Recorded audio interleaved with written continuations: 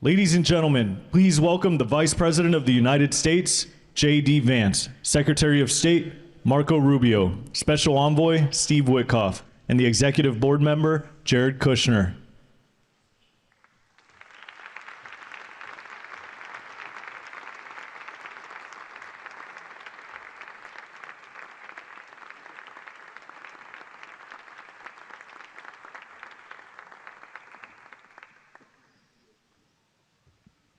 Ladies and gentlemen, please welcome the President of the United States, Donald J. Trump.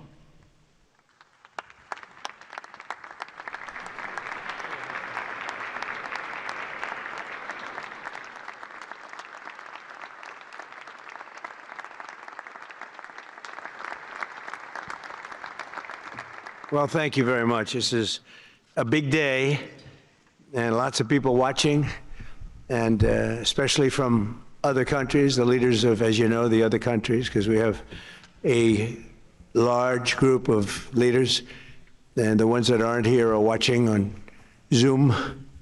I hope they enjoy it. And the press, we appreciate it very much, so respectful. You've been so respectful of what we're doing. What we're doing is very simple, peace. It's called the Board of Peace, and it's all about an easy word to say, but a hard word to produce, peace. But we're going to produce it.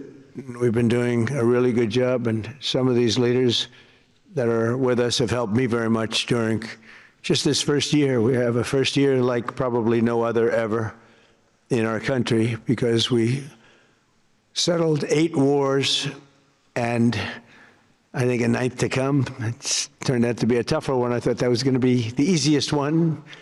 But with war, you never know what's easy and what's not so easy. But we've had a great relationship, and I've become friendly with so many of the people. And I appreciate you being here. These are great people. These are great leaders. And the people that are watching by closed circuit and open circuit in many cases are so proud of it. They want it to be open.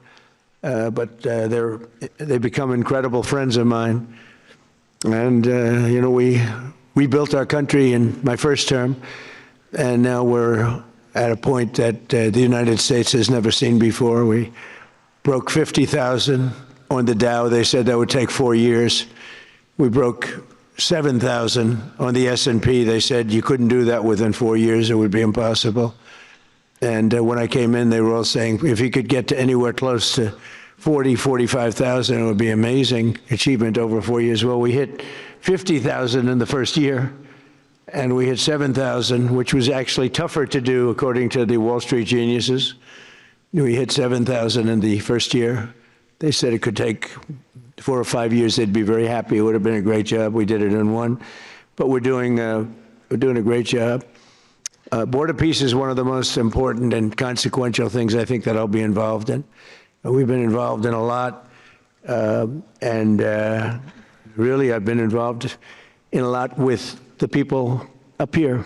We work together on ending wars with their country.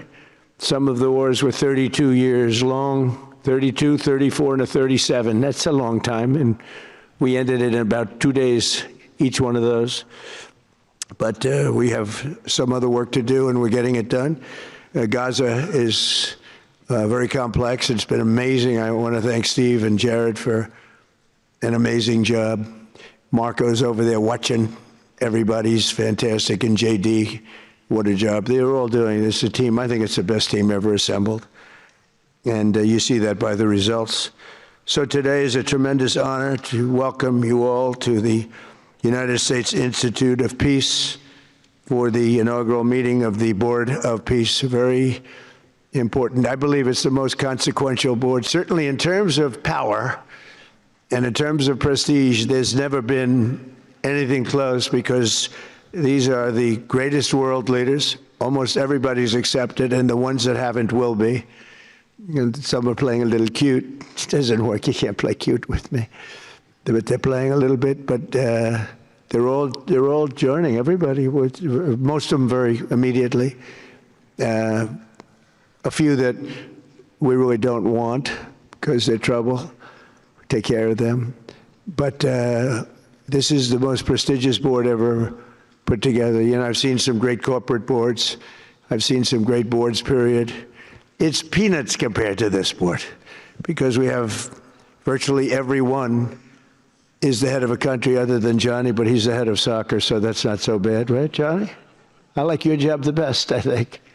And by the way, your World Cup has set every single ticket record in the history of soccer. In the history, nobody's ever seen anything like it. The sales are virtually complete. Nobody's ever seen anything, so congratulations. You made a good decision. We did it together. Thank you, Johnny. Great guy. So I want to thank the many leaders and dignitaries who have traveled great distances and lengths for the important gathering that we're at right now. This building was built for peace, and nobody knew what to name it. And then Marco named it after me. I had nothing to do with it. I swear I didn't. I swear, I had no idea. They said, there's a surprise coming. I didn't know that surprise. I thought they were going to give me a lot of money or something, maybe cash. Could always use some extra cash. But I came and they stopped the beautiful beast. I got out very safely, I'm sure, and looked up, and there it said, Donald J. Trump on the building. And when I say that had nothing to do, nobody believes it, and that's okay. But I appreciated it. That was Marco and JD and a group got together and they did that, and I just thought it was very nice. And it makes me work harder. We're going to have to work harder. We're going to have to make this building much more important. They built it's brand new. They built it for peace, but nobody occupied it. You know, nobody knew what the purpose of it. But the architecture is so beautiful, and it was with the meeting rooms, the reception rooms. It's really amazing. Who would think that it was built without anybody in mind or anything in mind, and then the State Department took it over. They liked it. Marco came over one day. He saw this. He said, "This building is great," and he actually claimed it. Right? He claimed it, and that's what he does. Where is Marco? I said, "Marco, is that true? You claimed this building. You took it away from about 5 groups that wanted it. That was done very quickly, very methodically, but it was really, really built so beautifully and such a beautiful building." But we work together to ensure the brighter future for the people of Gaza, the Middle East, and the entire world. I think that the Board of Peace, because it's mostly leaders and unbelievably respected people, but mostly leaders of Middle Eastern countries, countries from all over the world, and they've been very generous with money also. And the United States, which I'll say in a moment, is also very generous with money. Because there's nothing more important than peace. And there's nothing less expensive than peace. You know, when you go to wars, it costs you 100 times what it costs to make peace. And we have a man at the end right there that's smiling because you learned that after 30 years of fighting, right? 30 years of fighting, we got it done. And I want to thank you very much. That was the great thing you did, you and your new friend. They came to my office and they said, "I've been fighting for 22 years. Now you're there for 23 years, right? But I've been fighting for 22 years. That's all I've done is fight this gentleman." And his counterpart was there for 7 years. He said, "I've been there for 7 years. All I've done is fight this gentleman." And we had it worked out in about 24 hours, right? And it's been a good peace. And I think they've become friends. I'm not sure I'm allowed to say that, but I think so. I think they've become friends, right? Right. Right. Stand up. Stand up. These are 2 tough cookies, too. You think that was easy? It wasn't easy. These are 2 tough people, good people, but tough people. But, you know, we're in the Oval Office, and we were getting near. But the one was at one side of the room. I have 2 chairs right in front of the desk, the beautiful, resolute desk. One's over here. One's on the other side of the room. I said, "Folks, could you get a little closer?" Well, I don't know. They felt very uncomfortable. You know, they've been killing each other for 32 years. So I say, "Can you get a little closer?" After 1 hour, they were right next to each other. We made a deal. They hugged, they signed, and we had peace with 2 very important countries, and I'll never forget it. So they started off a little weak, and they ended up really strong, and you can be very proud of yourselves. It was a beautiful thing to see. Thank you. Look at that. Do you believe it? 32 years. Thank you. Thank you very much. But we're honored to be joined today by Prime Minister Rama of Albania, President, where is President Milei? You're another one, I'll tell you. Where is President Milei? I endorsed him. I'm not supposed to be endorsing people, but I endorse, when I like people, you know, I've had a very good record of endorsing candidates within the United States. But now I endorse foreign leaders, including Viktor Orban, who's here, and others. And I endorse this gentleman, Milei.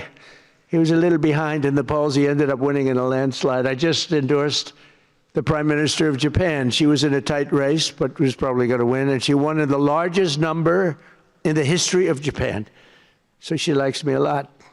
But it was an honor, and you're doing great. Oh, look, they're sitting right next, Victor. I think, but ultimately, I think I'm going to end up endorsing. Hey, look, as long as it works, it's okay with me. But the endorsement seems to be working in foreign countries, too, so that's good. But nice to have you both, Victor. Nice to have you both. Very proud of you. The Prime Minister of another, really just a great guy, Pashinyan of Armenia. President Aliyev of Azerbaijan. I love saying that name now. You know, at the beginning it was giving me a hard time. Now I love saying it. It's a beautiful name. I love it.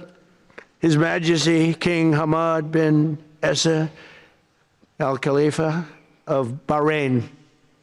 Bahrain. Thank you. Thank you. Where are you?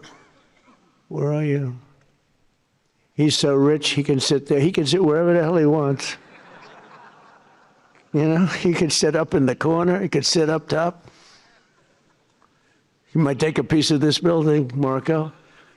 He'll take 25% of the building for about $6 billion. Thank you. And you've been very generous also. We appreciate it. Prime Minister Hun Manet of Cambodia. Raise your hand wherever you may be. Because, yeah, hi, how are you? Congratulations. That was another one, right? We did a good job with that one. Prime Minister Madbouli of Egypt. Thank you very much, and say hello to the General/President. Okay? Prime Minister Orban of Hungary, who has my complete and total endorsement for election. Not everybody in Europe loves that endorsement, but that's okay. He does an unbelievable job. He's done an incredible job on immigration, unlike some countries that have hurt themselves, but they're working on it. But I just want to let you know you have my total and complete endorsement, and I'm putting it out. I already did, but I'm putting it out again. And you're coming up with an election, and I think you should be good. I'll tell you, Milei did pretty well. He was a little down, right? And then he ended up winning in a landslide, so that's pretty good. You're going to do great, Victor. Thank you very much for being here. Appreciate it. You run a great country. A man that I really like a lot he's definitely tough. I don't want to fight him. President Prabowo of Indonesia. Thank you very much. Please, this is a big guy. I tell you, I said, how many people in Indonesia? He said, like 240 million. I said, no, say it again. How many? It's a big country you have. And you do a great job and respected by everybody. And thank you very much for being here. Thank you very much, Mr. President. President Tokayev of Kazakhstan, thank you very much. What a country that is. It's a wonderful country and a rich country, in case anybody has any question. We have some very rich people here today. President Osmani of Kosovo. President, thank you very much. Great job you're doing, too. Thank you very much. Prime Minister Sharif, I like this man, of Pakistan, because there was some fighting going on when I got to know him, and your Field Marshal, General, great general, great Field Marshal, a great guy. And I got to meet the Prime Minister. And he said in front of our Chief of Staff, Susie Wells, who's right here, he said, you know, nobody knows this, but I believe that President Trump saved 25 million lives when he stopped the war between us and India, right? You made that statement. I said 25 million lives, could have been much more, actually.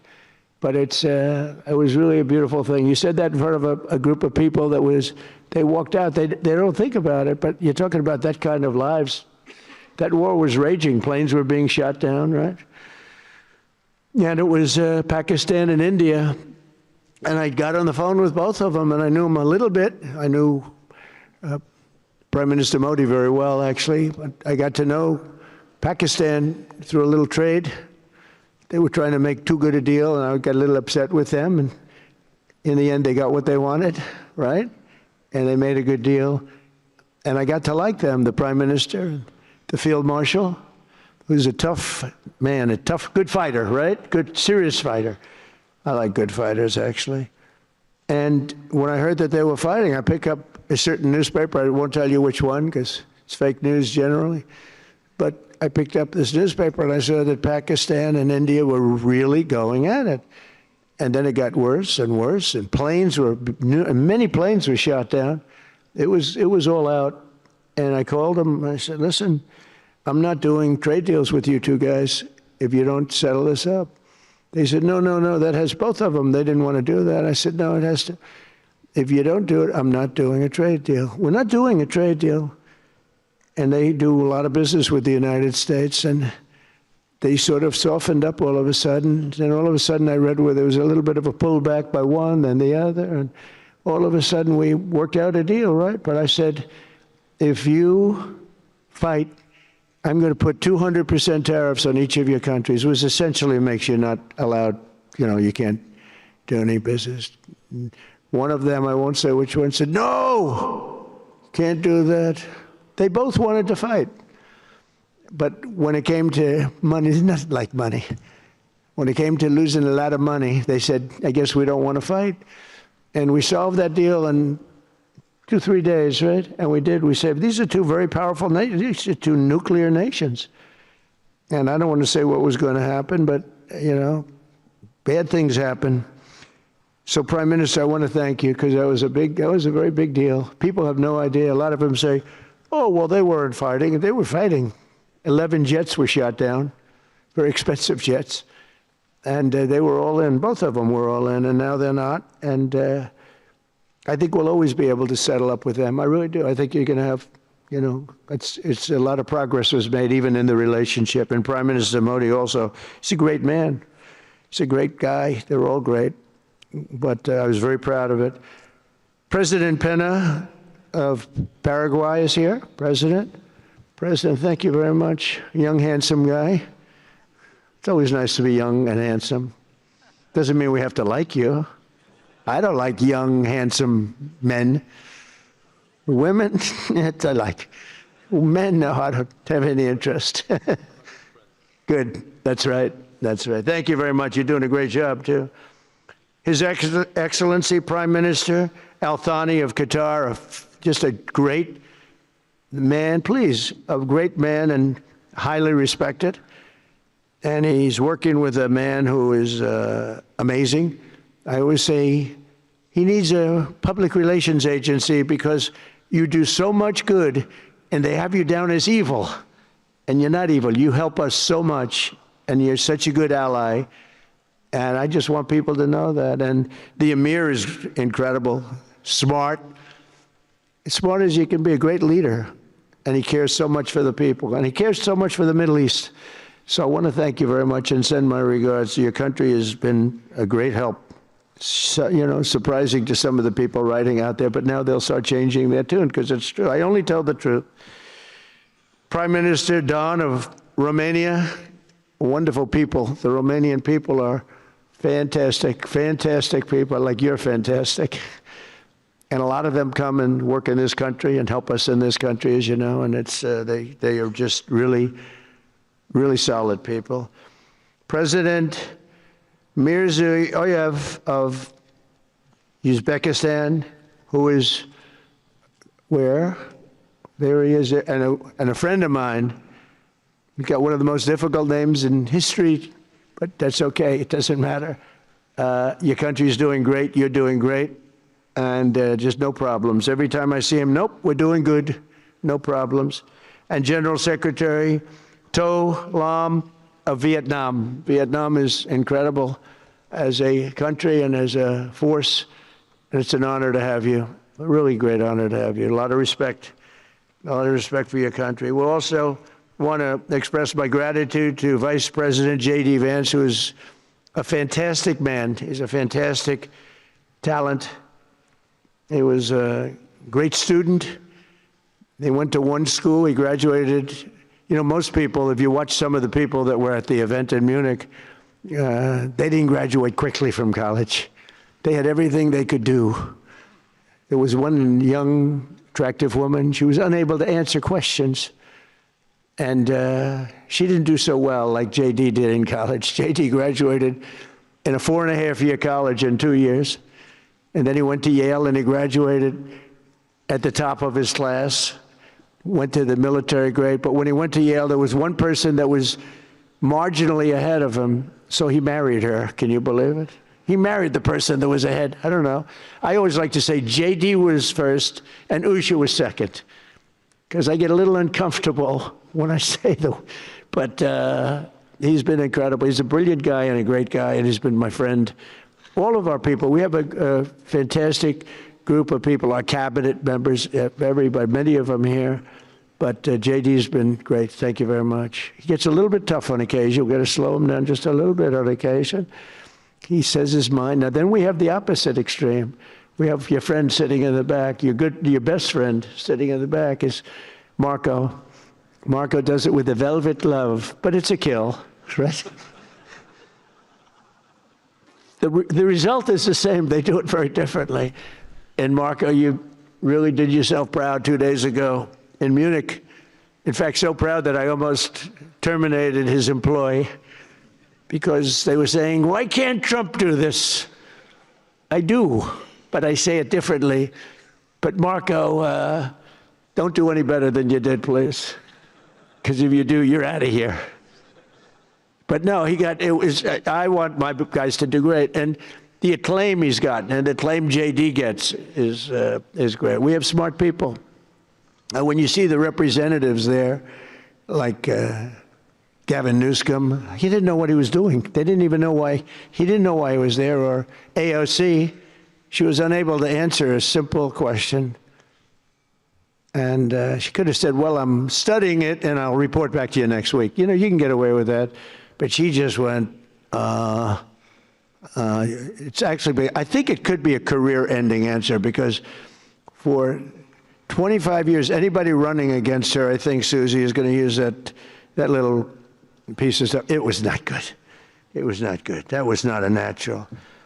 So I want to thank J.D. I want to thank Secretary of State Marco Rubio. They're extraordinary. I want to thank Special Envoy for Peace, Steve Witkoff, who has been unbelievable.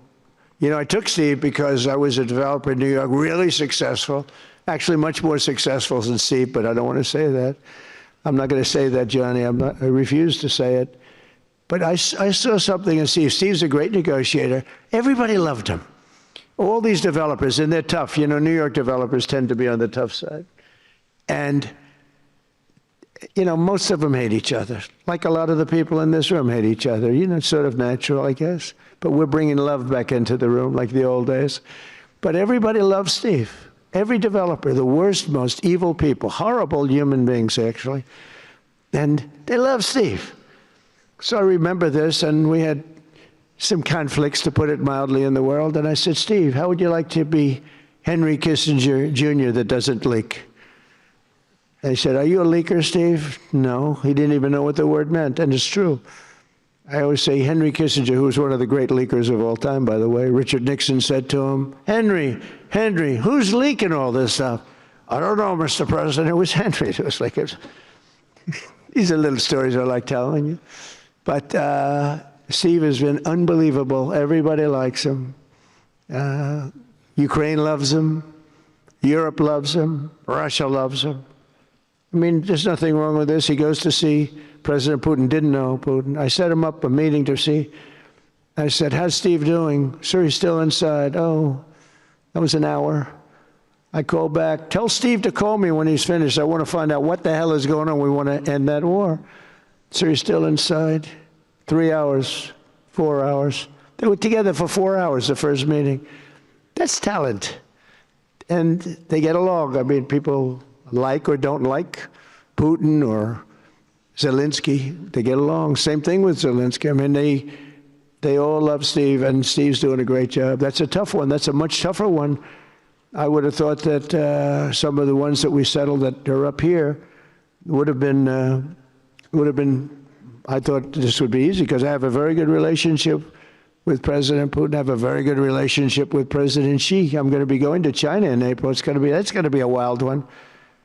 I said, but we have to put on the biggest display you've ever had in the history of China. You know, last time I went to China, President Xi, he treated me so well. He gave me a display. I never saw so many soldiers all the same height, exactly the same height within a quarter of an inch.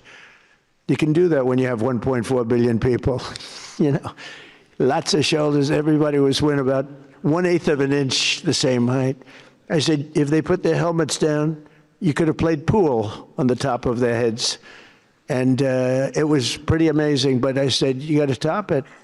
He said, I'll top it. We're going to top it. We're going to have a lot of the people, most of the fake news back there is going to be going. So we have, Steve has done a great job. And then a little bit later on, we brought Jared in. Jared was responsible for the Abraham Accords, which is incredible. Nobody else could have done that. A very smart guy. And we're making Jared an envoy also, envoy of peace. They're both envoys of peace. And you couldn't get two. I tell you what, I watch these two guys. I say, at least we're covered from an IQ standpoint. These two guys walk into a room. And, but people like them both, you know, they're good people.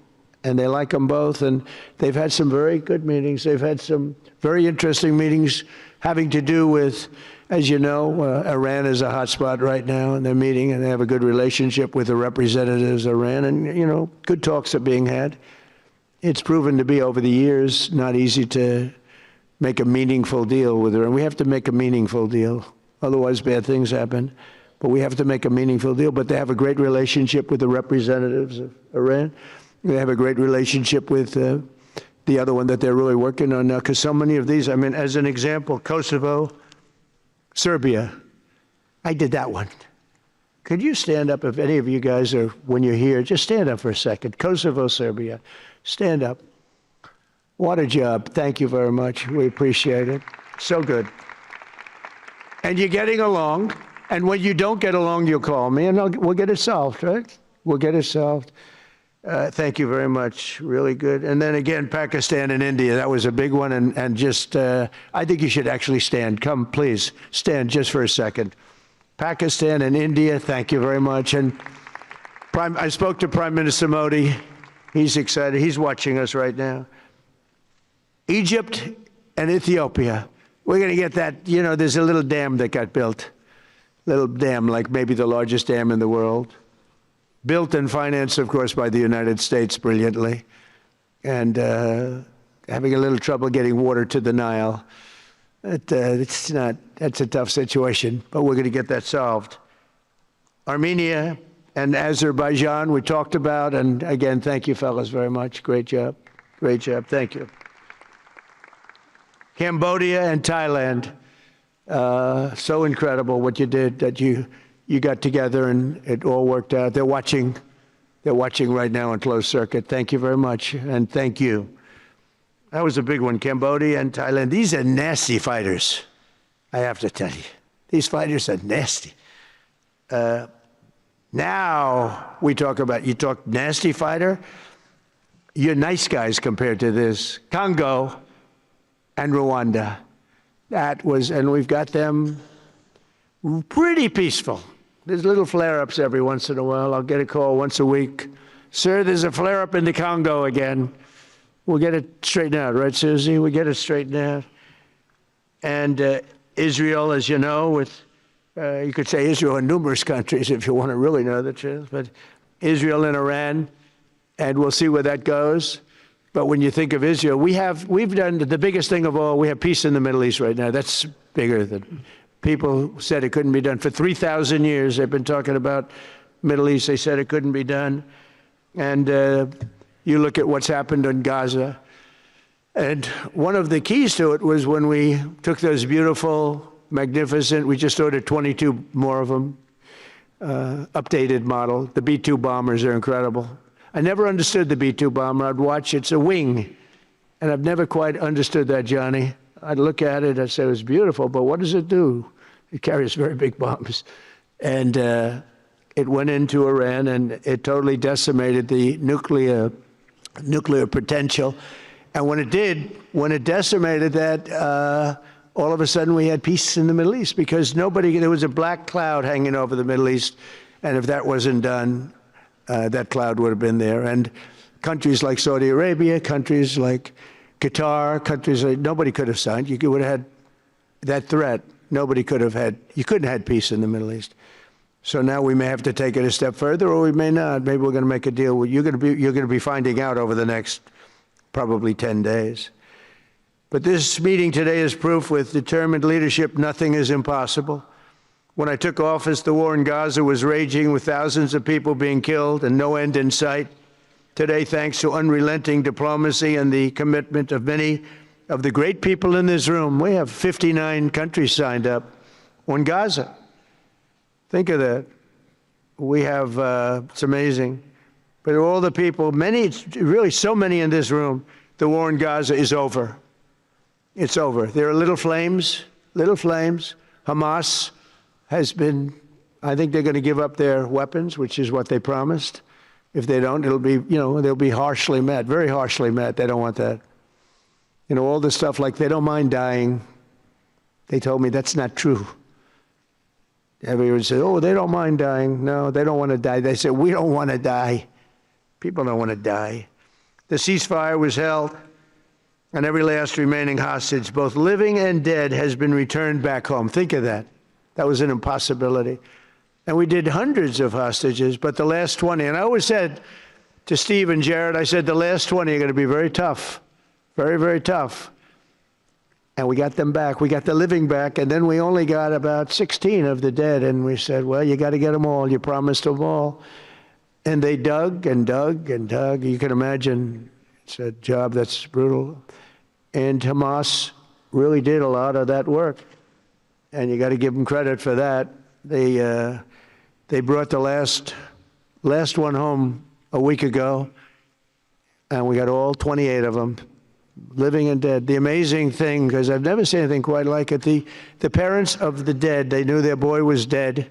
This case, boys, all boys, men, but to the parents' boys. They knew their boy was dead.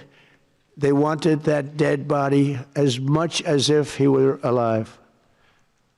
And when they got them back, there was great sadness, but there was great joy too. They wanted it as much as the people that got their sons back alive. But we got a lot of people before those 20, Steve, what nobody talks about. But, hundreds of people.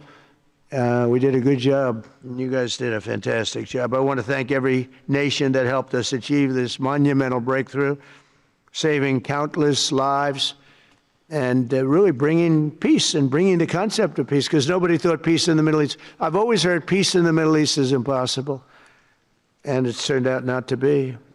And we do have some work to do with Iran. They can't have a nuclear weapon. It's very simple. You can't have peace in the Middle East if they have a nuclear weapon. And they can't have a nuclear weapon, and they've been told that very strongly. Since the hard-won ceasefire of last October, the United States and our partners have facilitated the delivery of vast amounts of humanitarian aid, numbers that nobody's ever seen before. In November, the United Nations Security Council unanimously approved the Board of Peace. And last month in Davos, we welcomed over 24 members to this very important new organization. And we are very closely working with the United Nations. In fact, I'm going to speak to the Secretary General in a little while. He's a good man. And I've had a good relationship. Other than in my last speech, they did turn off my teleprompter. I got up there. My teleprompter didn't work. I'm sitting in front of all of you people and more. I had no teleprompter. I knew I was in trouble because I'm walking up. The teleprompters are over. I had the most beautiful speech ready.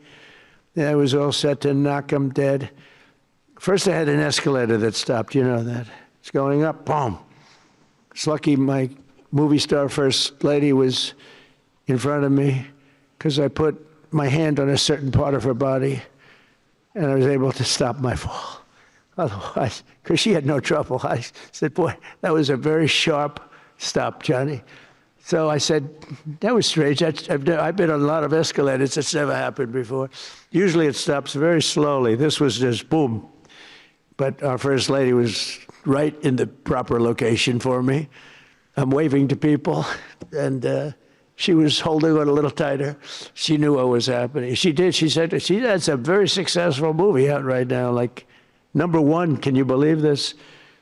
And she's a big movie star. And I always say it's trouble because I always say there's not room in one family for 2 stars. I told her that we can't have 2 stars in one family. So I don't know what that means, but it's not good. But it is good because we're proud of her. She did people in the United States love the First Lady, and she did the movie, and it's become the biggest selling documentary in 20 years. Can you believe? The theaters are all packed. Women especially, they go back and they see it 2 or 3 times, 4 times. But together we're committed to achieving a Gaza that is properly governed throughout. The whole area is going to be, so many countries that have really nothing to do with the Middle East, but they may be somewhat close by. They're all involved. They want to go in and fight. They tell me all the time, we'd like to send soldiers to fight if it's necessary. And I don't think it's going to be necessary. We have 2 countries that want to go in and do a number on Hamas. I said, I really don't think I hope it's not going to be necessary, because they made a promise, and they promised me, get rid of their weapons. Looks like they're going to be doing that, but we'll have to find out. But it's no longer a hotbed of radicalism and terror. And to end that, we have today, and I'm pleased to announce that Kazakhstan, Azerbaijan, UAE, Morocco, Bahrain, Qatar, Saudi Arabia, Uzbekistan, and Kuwait have all contributed more than $7 billion toward the relief package. That's great. Thank you, fellas. Thank you.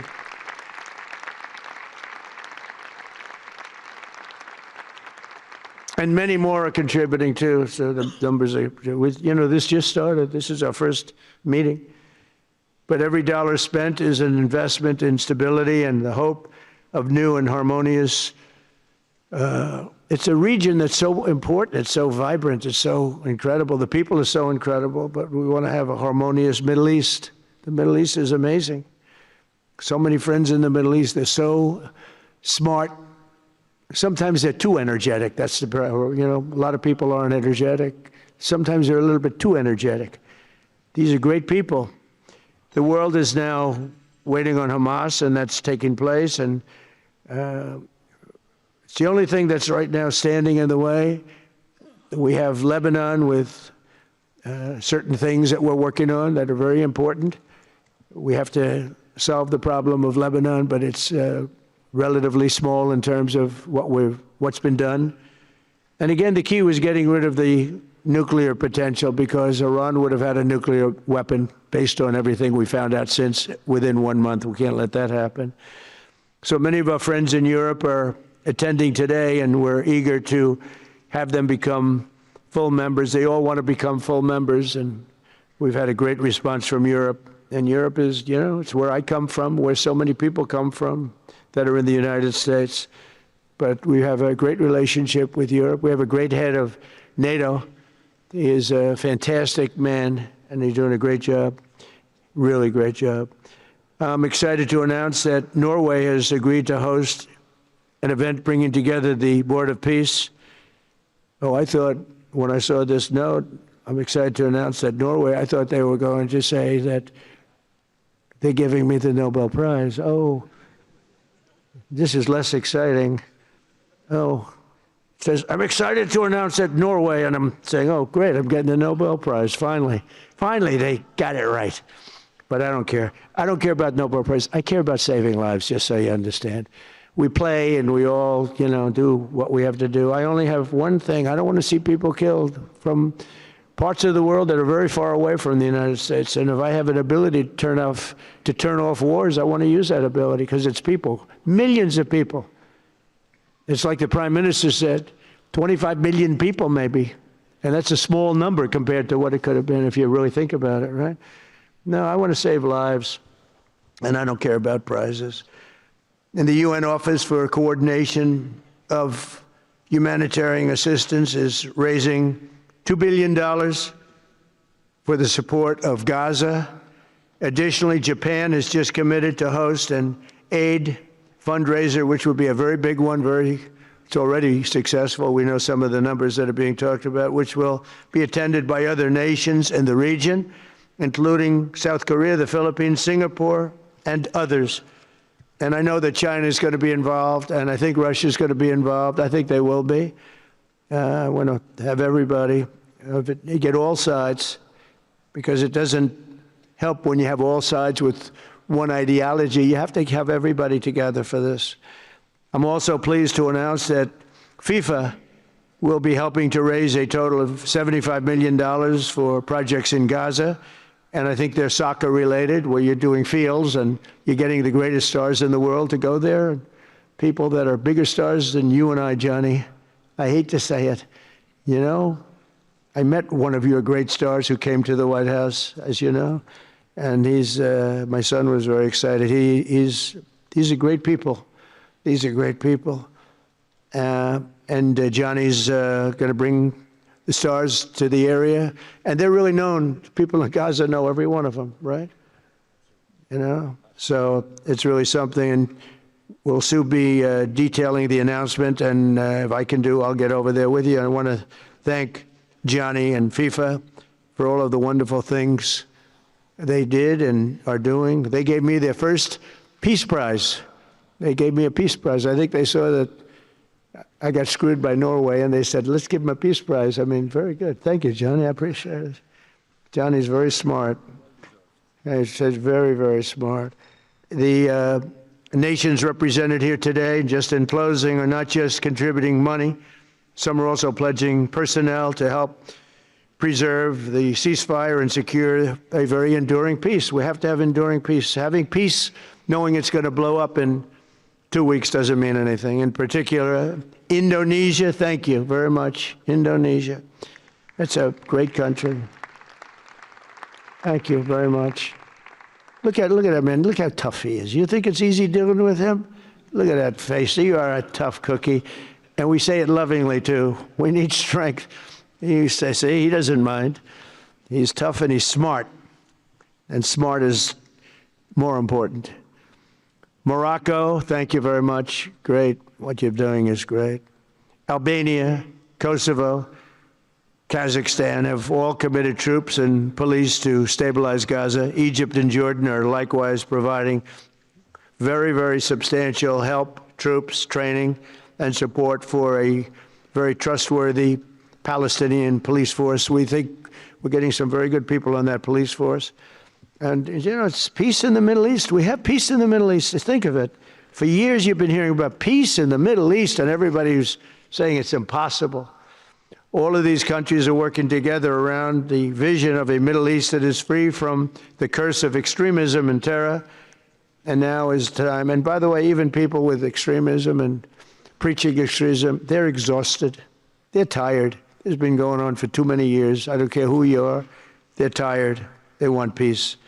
And now is the time for Iran to join us on a path that will complete what we're doing. And if they join us, that'll be great. If they don't join us, that'll be great too. But it'll be a very different path. They cannot continue to threaten the stability of the entire region, and they must make a deal. Or if that doesn't happen, I maybe can understand. If it doesn't happen, it doesn't happen. But bad things will happen if it doesn't. With the commitments announced today, the Board of Peace is proving that it does not just convene countries. It devises and implements, and real solutions happen. We've come up with solutions. This is so little talk. This is very little talk, all action. First time it was always talk in the Middle East. People would talk about peace in the Middle East and then they'd go home and they'd never even think about it again. Nothing would happen. We're providing a model for how responsible sovereign nations can cooperate to take responsibility for confronting problems in their own regions. The Board of Peace is showing how a better future can be built, starting right here in this room. And I want to let you know that the United States is going to make a contribution of $10 billion to the Board of Peace. Thank you.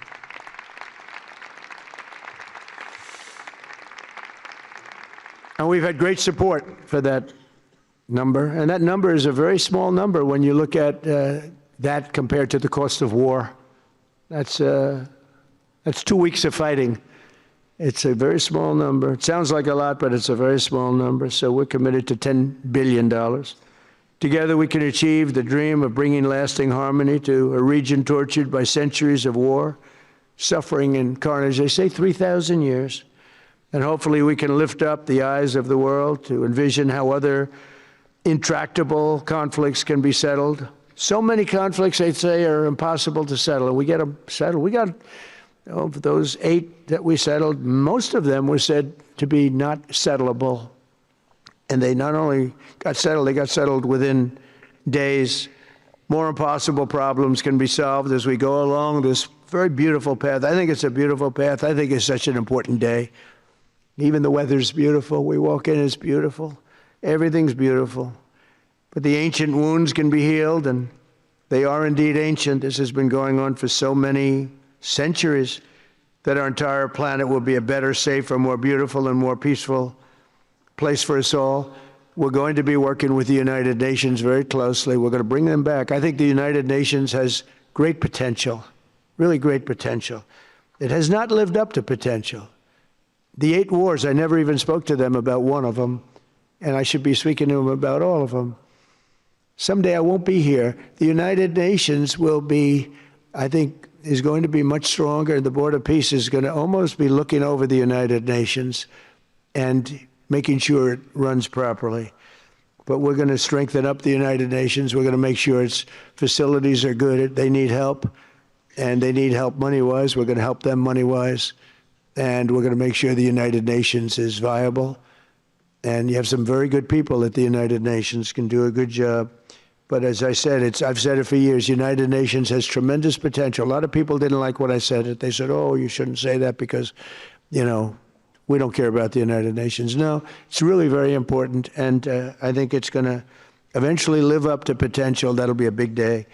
So I want to thank everybody for being here. You're my friends. You're great leaders. You're great people.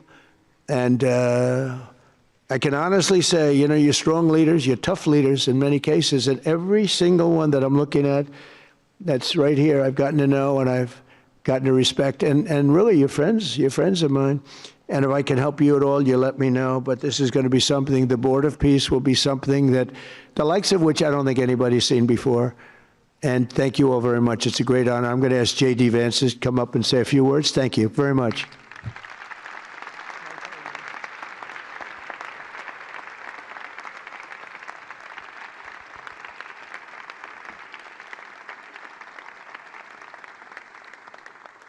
Well, thank you, Mr. President, very much for your leadership, but also for the kind words about me personally. I knew exactly what I wanted to say, but then after the President said that I was so smart and that I didn't want to repeat our Congresswoman who froze for 20 seconds over in Munich, now I'm tempted, sir, just to freeze for 20 seconds and just stare at the cameras, and maybe they'll say nice things about me like they do about Congresswoman Cortez. But I have 3 very brief messages. First of all, to the President of the United States, but to the entire team, to Marco, to Steve, to Jared in particular, who've done such an incredible job. I think what this Board of Peace represents is a recognition that if you actually have a President of the United States and a team that's committed to diplomacy, it can actually work. When I look at what happened to Israel on October the 7th, all those innocent people who were murdered, the fact that you had all of these hostages, and of course, a terrible war that came from it, I remember thinking to myself, how is it ever going to be possible to get these hostages home safely, to make it possible for the people of Gaza to actually have a reasonable future, but also to ensure that Israel is never attacked again? It turns out the answer was you just needed a president who was committed to the effort and committed to the work, and that's what we had, thankfully, under the leadership of this president.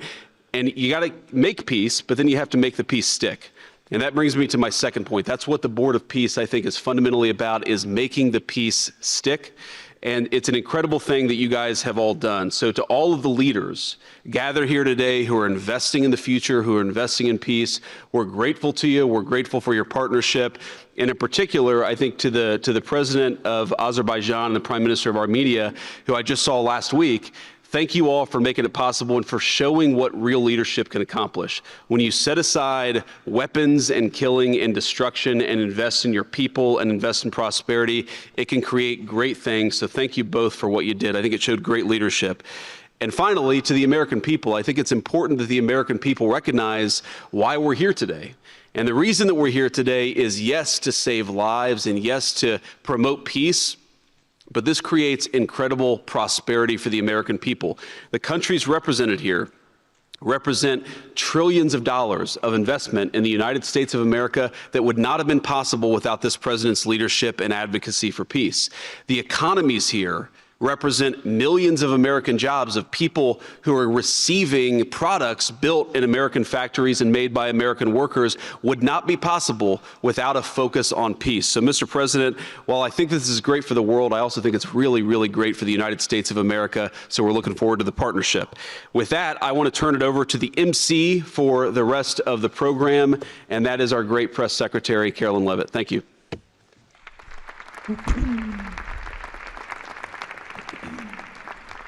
Well, congratulations, Mr. President and Mr. Vice President, for convening the first ever Board of Peace meeting. And we will now hear from our Secretary of State, Marco Rubio.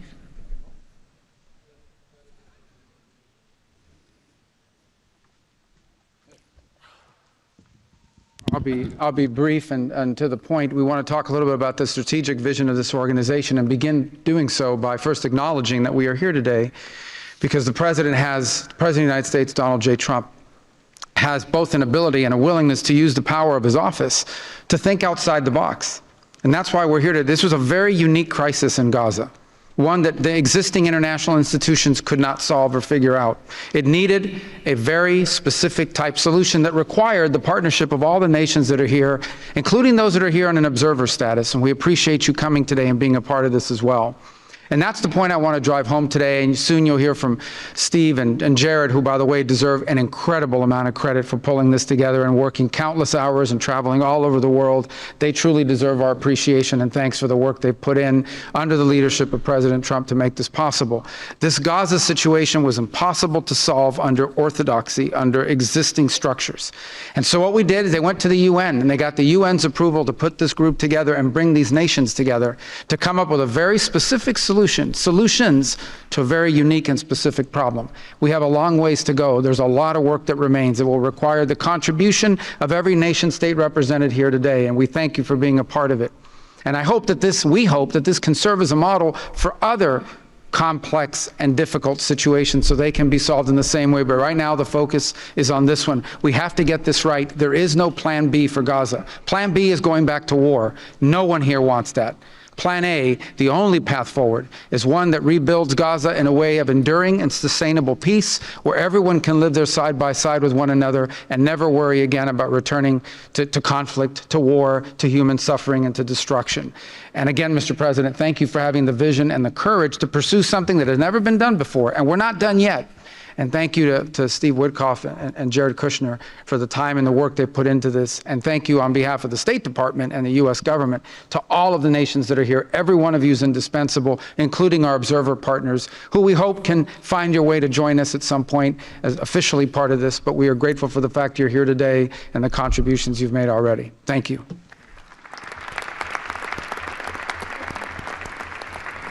Thank you, Marco. We will now hear from our special envoy, Steve Witkoff.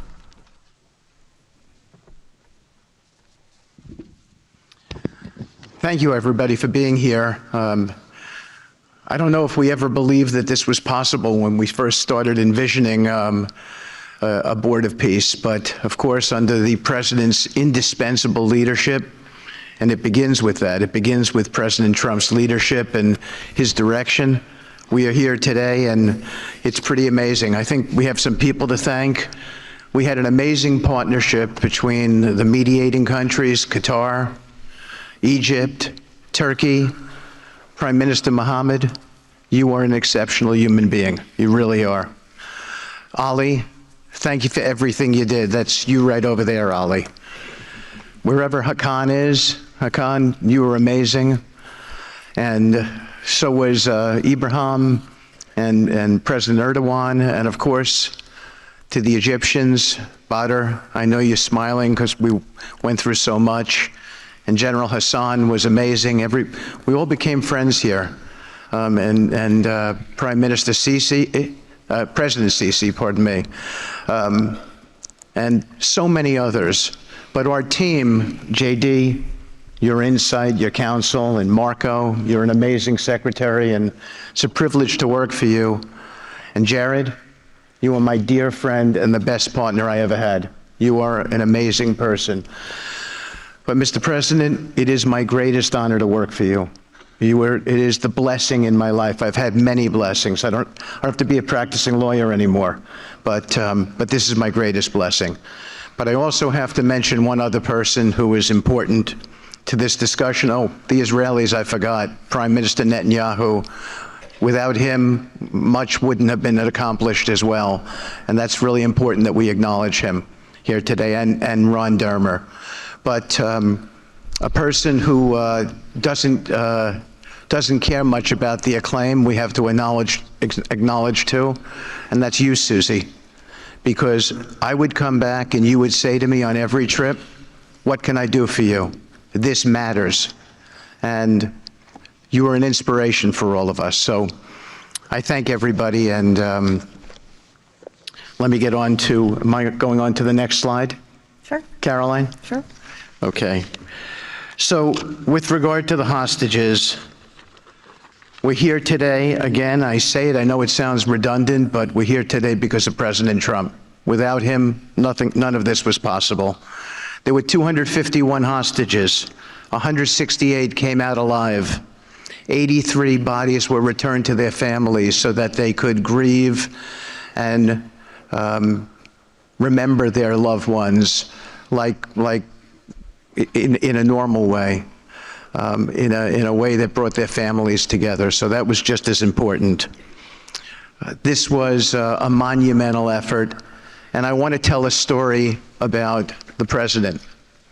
Every time a hostage family came to visit with us, they were not on the president's schedule. I would walk down to the Oval Office, I would tell the president that there was a hostage family here, and he would say, Steve, bring them up. Every single time. Mm-hmm.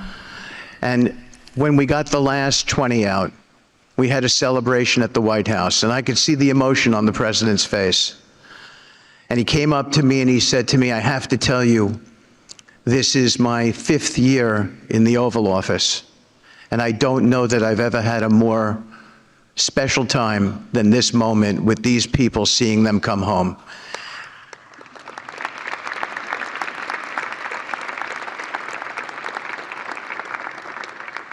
And I said to the president, you have to look around because none of them would be home without you, sir.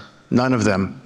So I only want to tell you, Mr. President, you gave me my greatest honor to work on this effort, and I thank you.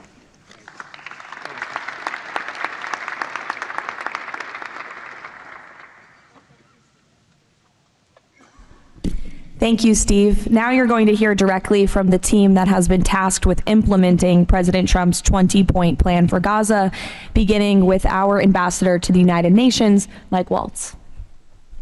Thank you, and thank you, Mr. President, Excellencies. First, let me wish everyone a happy and prayerful Ramadan. Thank you so much for joining all of us today. Mr. President, Excellencies, bottom line, humanitarian aid has absolutely surged since the Gaza war ended. Our Central Command, our great military, is working together with Israel, with the UN, so many countries here to coordinate the aid, to make sure there's deconfliction. Over 70 countries now are participating in our Civil Military Command Center, and here are the results. Aid is up. 4,200 aid trucks have entered Gaza each week for 13 consecutive weeks, the longest stretch of high-volume assistance to Gaza in years. Diversion is down significantly from prior to the ceasefire, with less than 1% diverted this month. Food supplies are way up. We are reaching the full 2.1 million Gazans with aid, up 5 times from the delivery levels before the ceasefire. The percentage of households experiencing severe hunger has dropped from about 30% to down to 1%. As of this past February, drinking water has doubled and child malnutrition has been cut in half. If we could go to the next slide, Mr. President, only under your leadership and this great team could we bring together the United States, Israel, Egypt, Jordan, the UAE, the United Nations agencies. Mr. President, bottom line, like you, this is a board of action, not a board of endless talk or speeches, and these results are a true testament to your leadership and the leadership of this great team. We are saving lives, and it's an honor to be a part of it. Thank you, Mr. President. Dr. Ali Sheikh. It is my honor to be here representing the National Committee for the Administration of Gaza. Thank you, President Trump, for your leadership, for your continued efforts. A new governing authority is now in place for Gaza, with a clear mandate and a clear commitment to establishing development and stability. However, we are operating in extremely difficult conditions. Large parts of Gaza Strip are severely damaged, destroyed actually. Humanitarian needs are acute. Law and order remain fragile. This is not normal operating environment, President, which is precisely why discipline and prioritization matter.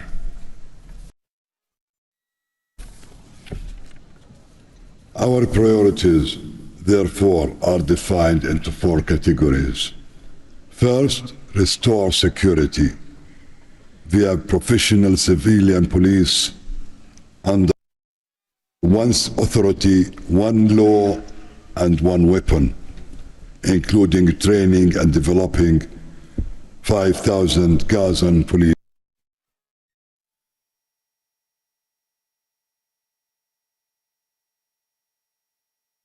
to be deployed in 60 days. Secondly, revive economic activities and livelihoods, creating decent jobs, especially for our young population. Thirdly, ensure sustainable emergency relief as described earlier. Fourthly, restore basic services including electricity, water, health, and education. And last but not least, is access and movement. Our mandate is simple, President. Step by step to build the foundation for lasting peace, dignity, and prosperity for the people of Gaza. And this is where we count on your continued leadership and support. Blessed the peacemaker. Thank you.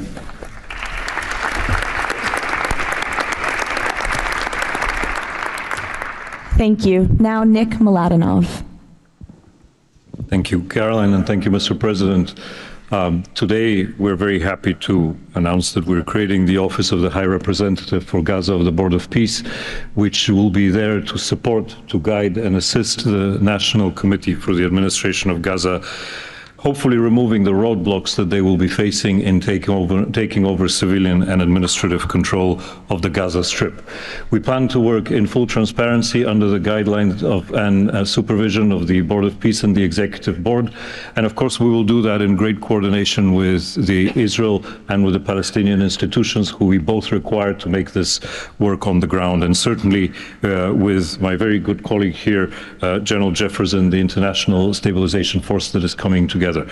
Mr. President, if I can actually use the opportunity to announce some breaking news that as of this morning, we started the process of recruiting Palestinian police force that Ali was just referring to. And just in the first few hours, we have 2,000 people who have applied to join a new transitional Palestinian police force to be formed in Gaza under the authority of the National Committee with the support of the Board of Peace, trained in Egypt, where we have received an excellent proposal of how to do that forward. And this is critical to what we need to do as we begin this process. And if we may move to the second slide. It is this Palestinian security force under the authority of the National Committee for the Transition Period that will allow us to ensure that all factions in Gaza are dismantled and all weapons are put under the control of one civilian authority. The only way to do that is the full implementation of the 20-point plan and the UN Security Council resolution, which binds us all to make sure that that is the way forward.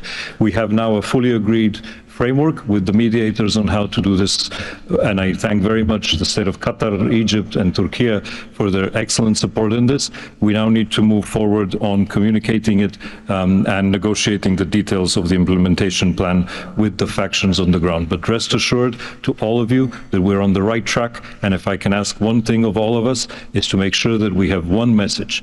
There is no other option except the full demilitarization and decommissioning of all weapons in Gaza for reconstruction to begin and for people to have a new way of life going forward. Thank you.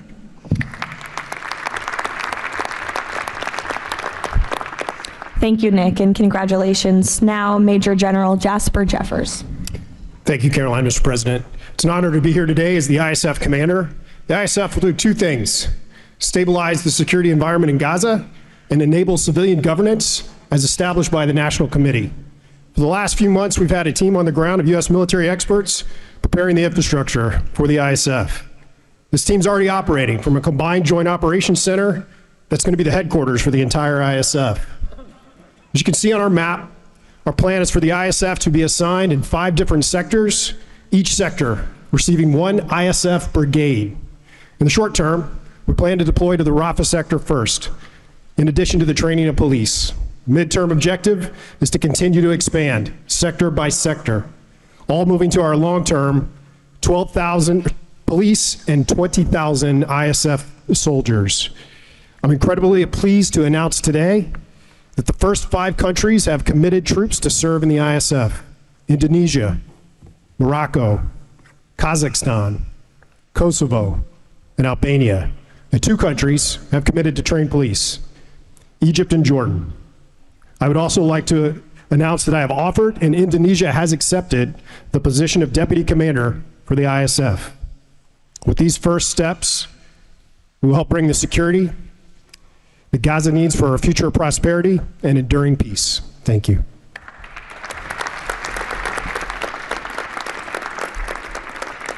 Thank you, Major General. Mr. Tony Blair. For decades, Gaza's governance has been characterized by extremism, corruption, ineffective institutions, and the complete absence of a route to prosperity for the Gazan people. Yet, as President Trump recognized, its potential has always been vast. 25 miles of Mediterranean coastline, proximity to great regional and global markets, and a young, dynamic population with a median age of 19. So today we set out profound changes necessary to rebuild Gaza for Gazans. Gaza not as it was, but as it should be, including its governance.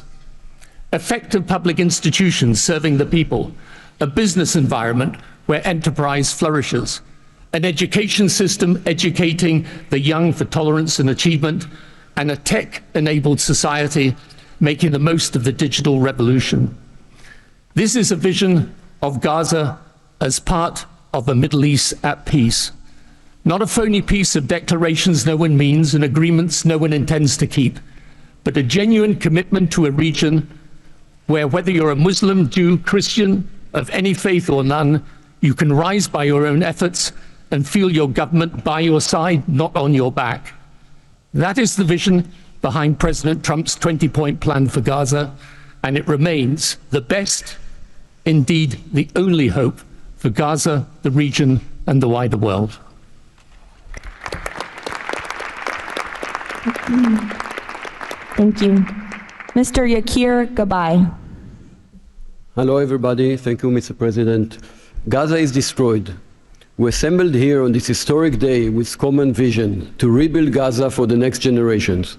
Our mission is to recycle and remove 70 million tons of rubble and UXO and hundreds of miles of tunnels, arrange for the population fast temporary housing, in parallel to start construction of infrastructure and permanent housing. We have a detailed master plan for housing and infrastructure of modern schools and hospitals, manufacturing and agriculture, roads and trains, water and energy plants, logistic hubs, telecom, tech and data centers, sports and leisure facilities, seaport and airport, and much more. We lined up many regional contractors who build housing for millions of people in the Middle East. They will join the massive redevelopment with competitive pricing. The funding is ready and will be invested in a free economy. The local population will build their own cities, which will create hundreds of thousands of jobs and will revive the economy.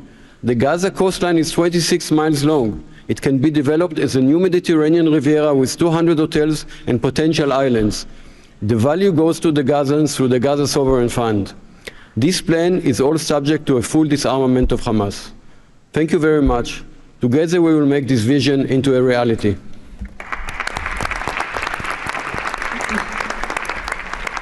Thank you. Mr. Liren Tanmin. When we asked the NCAG what Gaza needs to unlock its potential, the answer was clear. Reconnect Gaza to the world, digitally and economically, and replace corruption with an open, tax-free system.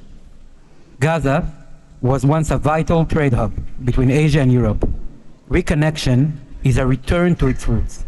Even the word gauze comes from Gaza, where silk was woven and exported to Europe. So, we brought together Palestinian, Arab, and American partners to deliver practical solutions. By July, Gaza's 2G network will be upgraded with free, high-speed access to essential services. The NCAG is building a secure digital backbone, an open platform, enabling e-payments, financial services, e-learning, and healthcare with user control over data. This effort is supported by our regional partners, and I believe you will hear some exciting news from them on that later today. In parallel, we're advancing an Amazon-like logistics system to help Palestinian launch businesses import globally and trade securely.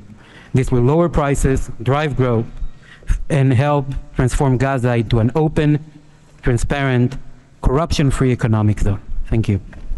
Thank you. Mr. Mark Rowan. Mr. President, distinguished leaders, the goal is simple. Take the momentum all of you have provided and build it into something that is not just temporary relief, but something that provides a long-term foundation that will enable many of the goals we've spoken about today to be achieved. We plan to do this by gathering Gaza's productive assets in one unified structure. This will allow independent, professional, conflict-free management of the resources to benefit the Gazans.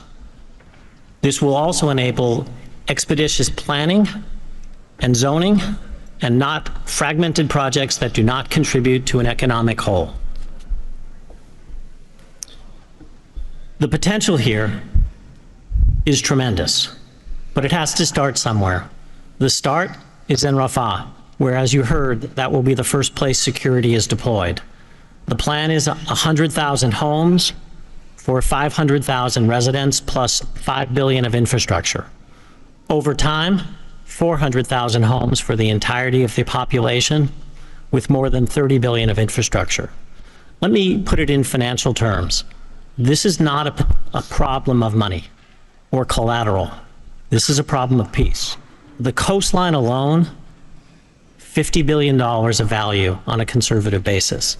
The housing stock, more than $30 billion as rebuilt. The infrastructure, more than $30 billion. $115 billion of value. It just needs to be unlocked and financed. Great, thank you. Mr. Ajay Banga. Thank you, Caroline, and thank you, Mr. President. All this requires money, And so when the UN Security Council resolution got passed, we set about creating the Gaza Reconstruction and Development Fund at the World Bank. It's housed there. The World Bank's role is that of a limited trustee. We manage the donor contributions coming in of the type that the President said a little earlier in his opening remarks. And then we help to manage that money while it stays with us. And under the direction of the Board of Peace, we disperse the money for reconstruction and development projects in Gaza. This fund is ready to receive the donations that he spoke about just a little while ago. The second part of the story is that you as donors deserve the right to know that the money is being used in a transparent way. We are helping, along with the Board of Peace, which takes the ownership of ensuring that the right kind of financial, legal, and oversight mechanisms are being put in place. We've even assigned a financial controller from the World Bank on a secondment basis to the Board of Peace to ensure that we can try and help build the best standards in this process. Now, this is just the beginning.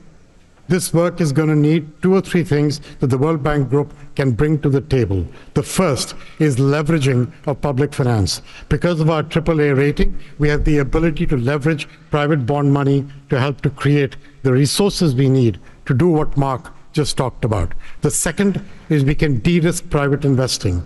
And the third is we have people on the ground and expertise and knowledge of doing this kind of work in other markets. We want to be not an armchair critical process, but an active participant in giving Gazans and people in the region the opportunity of the lives they deserve the one time we get the chance. So thank you again.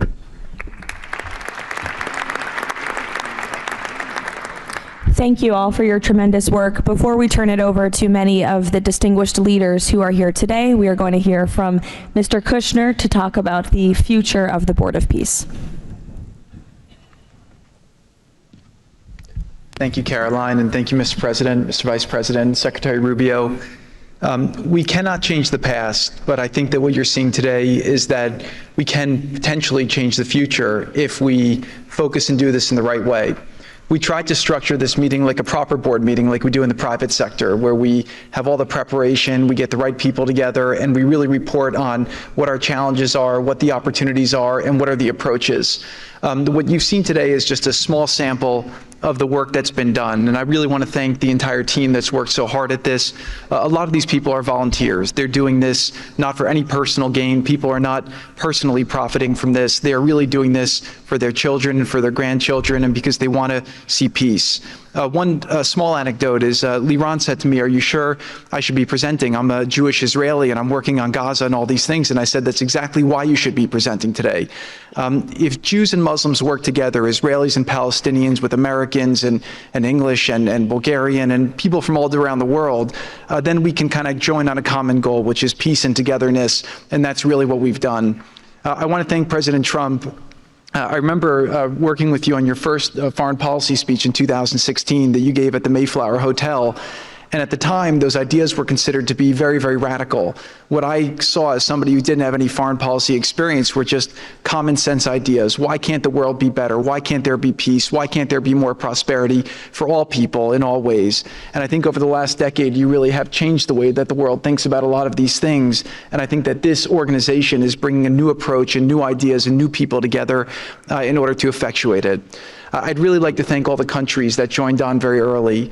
I see this as a very self-selecting group of countries that really believe that the future can be different and wanted to join in partnership and put their reputations and their resources and their time and their ideas on the way to say, these are the challenges we're putting into that we're solving in our own countries. We want to come with new ideas because we've achieved success and we believe that the world can be better in that regard. So I don't have to go through these slides in great detail, but we've secured today, even without the president's, amazing commitment, over $7 billion. As Mark said, we don't really have a resource issue here, although we are going to need everyone's support. We just need to be executing and doing this in a good way. We've dealt with the humanitarian issue. We've returned the hostages. But the one final thing I just want to talk about as well from our perspective is that the President Trump in his heart wanted to get the hostages home, but he also really wanted to help the people of Gaza. He saw the suffering that they were enduring, not through fault of their own, because of the bad leadership that they had, the situation they were born into.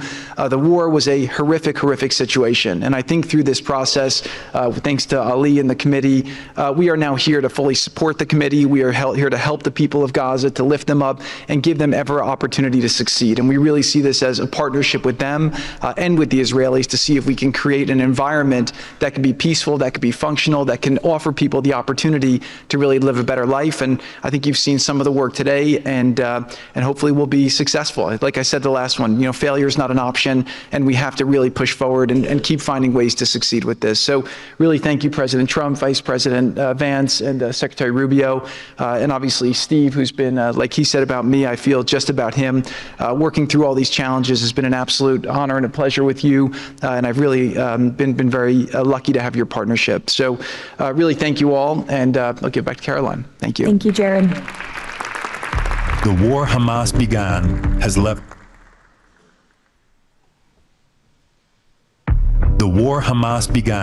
has left Gaza in ruins. Yet from these ruins, a new future will rise.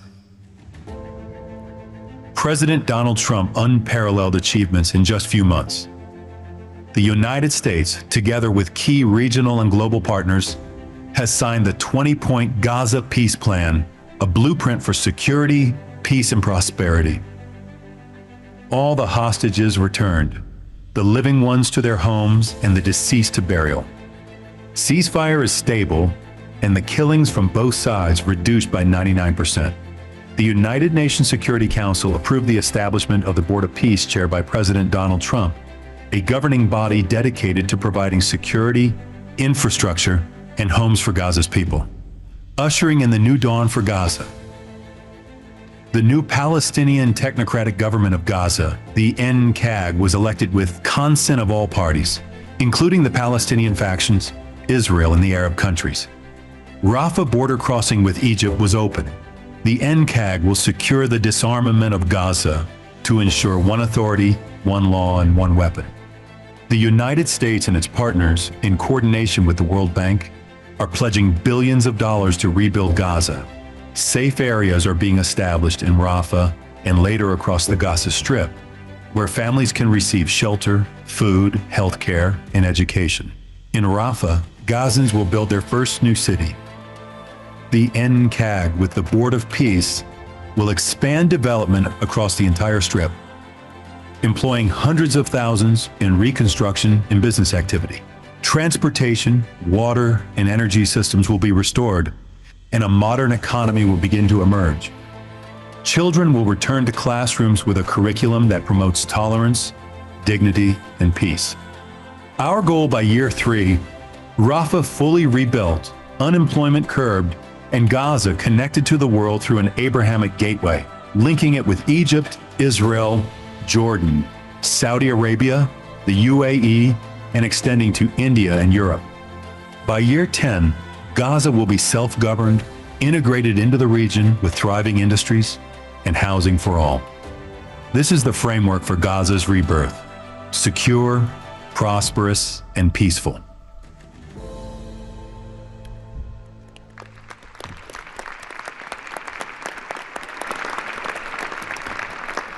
It's amazing. Now we will hear from our distinguished leaders who are here today, beginning with the King of the Kingdom of Bahrain. You're welcome. President Trump, distinguished members of the Board of Peace, it is an honor to participate in this inaugural meeting of board convened by President Donald Trump. I take this opportunity to extend my heartfelt congratulations on this worthy and timely initiative. The meeting comes during the holy month of Ramadan, where we will pray to Almighty God that our endeavors will bring peace, security, prosperity to the world. As a founding member of the Board of Peace, the Kingdom of Bahrain recognizes and endorses the tremendous potential of this body, the extraordinary drive of its chairman, and his sincere efforts to unify nations in our common objectives of fostering an enduring peace for the Middle East. We greatly appreciate President Trump's initiative in presenting the Gaza peace plan and establishing this board as a vital platform for dialogue, action, and delivery. As we embark on this historic journey together, we urge all peace-loving nation organizations and groups to actively engage in the successful implementation of the second phase of the Gaza peace plan. This includes ensuring a lasting ceasefire in Gaza, facilitating its reconstruction, and providing hope and new opportunities for the people of Palestine and Israel. This inaugural meeting of the Board of Peace marks an extraordinary and pivotal chance to envision a new future to Gaza, one that emerges from the ruins of conflict to building a landscape of security, aspiration, hope, and opportunity for its people. And reaffirming our commitment to this vision, the Kingdom of Bahrain has contributed the funds towards the operations and administration of the Board of Peace, and today we announce our readiness to provide the necessary infrastructure and skills to establish an effective government digital services platform for Gaza. Our decision to join the Abraham Accord and enter into the CCPA agreement with the United States reflects our commitment to advancing peace and stability in the Middle East. The United States' historic and ongoing presence in our region has served as a positive force for stability, and we remain dedicated to strengthening our partnership. We look forward with optimism to working with the Board of Peace and all of our international partners who share our ambitions for a brighter future for all. Thank you, Mr. President.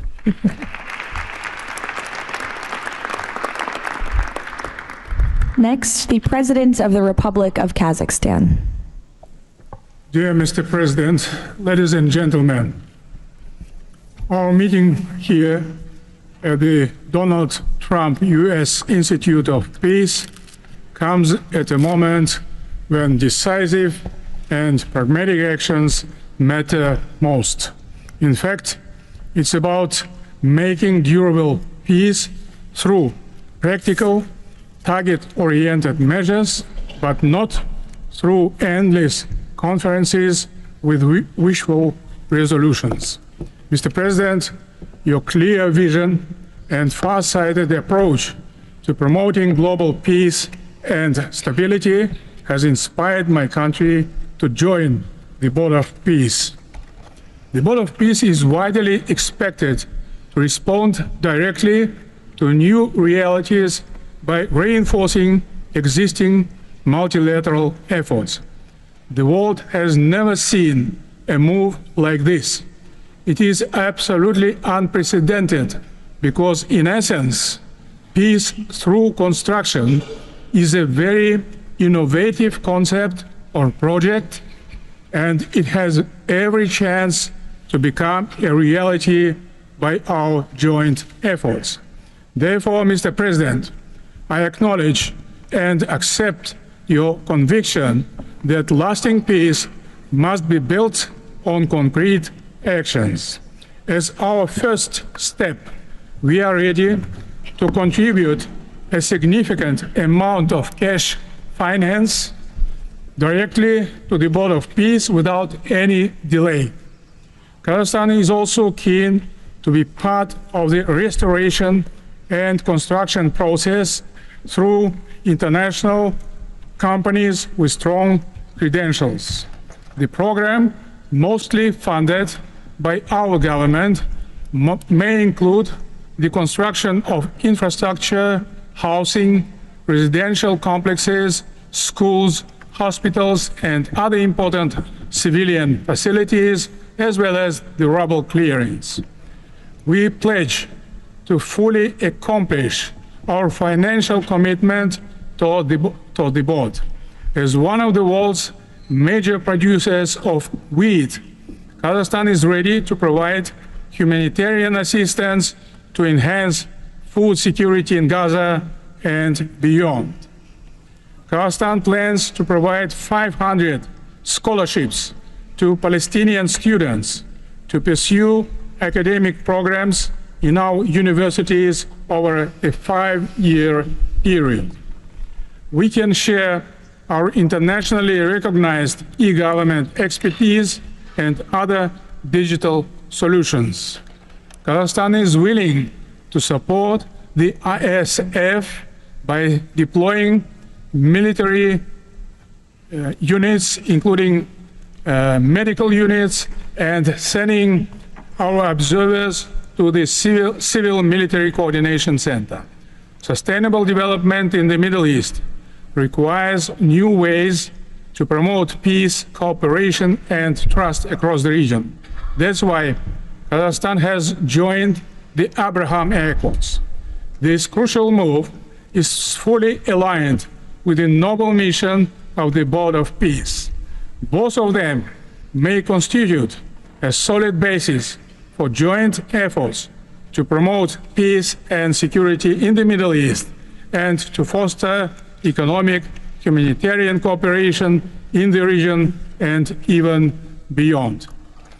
Given the global nature of the board's agenda, Kazakhstan is committed to providing practical support, including through hosting meetings at different levels and scales. I also would like to propose to establish a special President Trump's Award of the Board of Peace to recognize his outstanding peace-building efforts and achievements. I am confident, Mr. President, that under your strong leadership, the Board of Peace will successfully deliver its great noble mission. Thank you.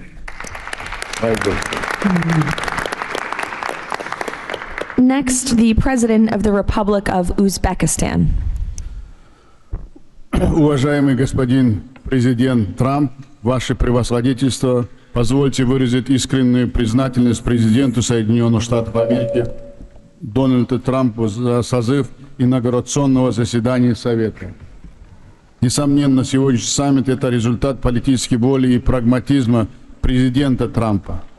Узбекистан поддержал миротворческую инициативу о создании Совета мира и твердо заявил о намерении принять практическое участие в ее успешной реализации.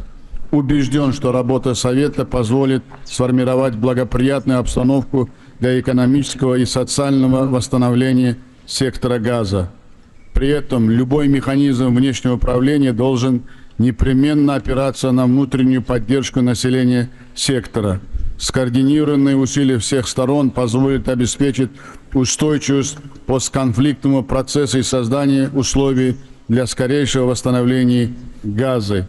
Подчеркну, что Узбекистан готов внести посильный вклад в возведение жилых домов, детских садов, школ и больниц.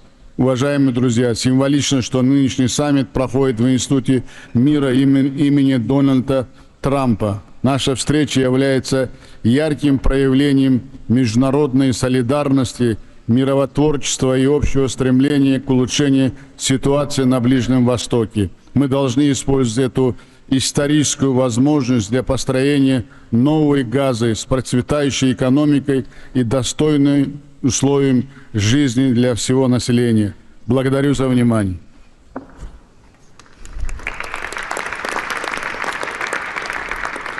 The President of the Republic of Indonesia.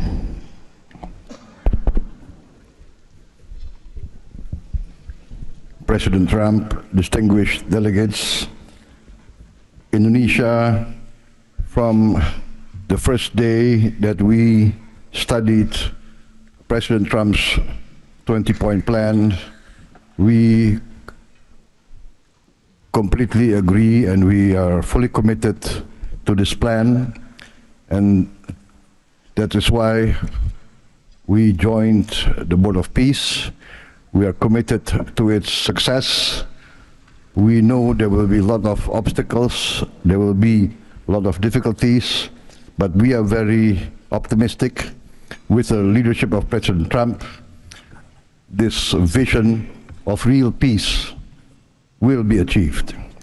There will be problems, but we will prevail. We will achieve our dream of peace in Palestine, peace, a lasting and peaceful solution for the Palestinian problem and in Gaza. The achievements of the ceasefire is real. We commend this, and therefore we reaffirm our commitment to contribute significant number of troops, up to 8,000 or more if necessary.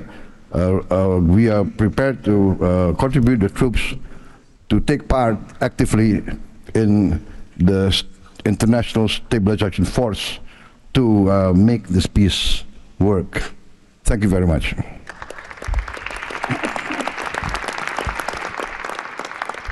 The President of Romania.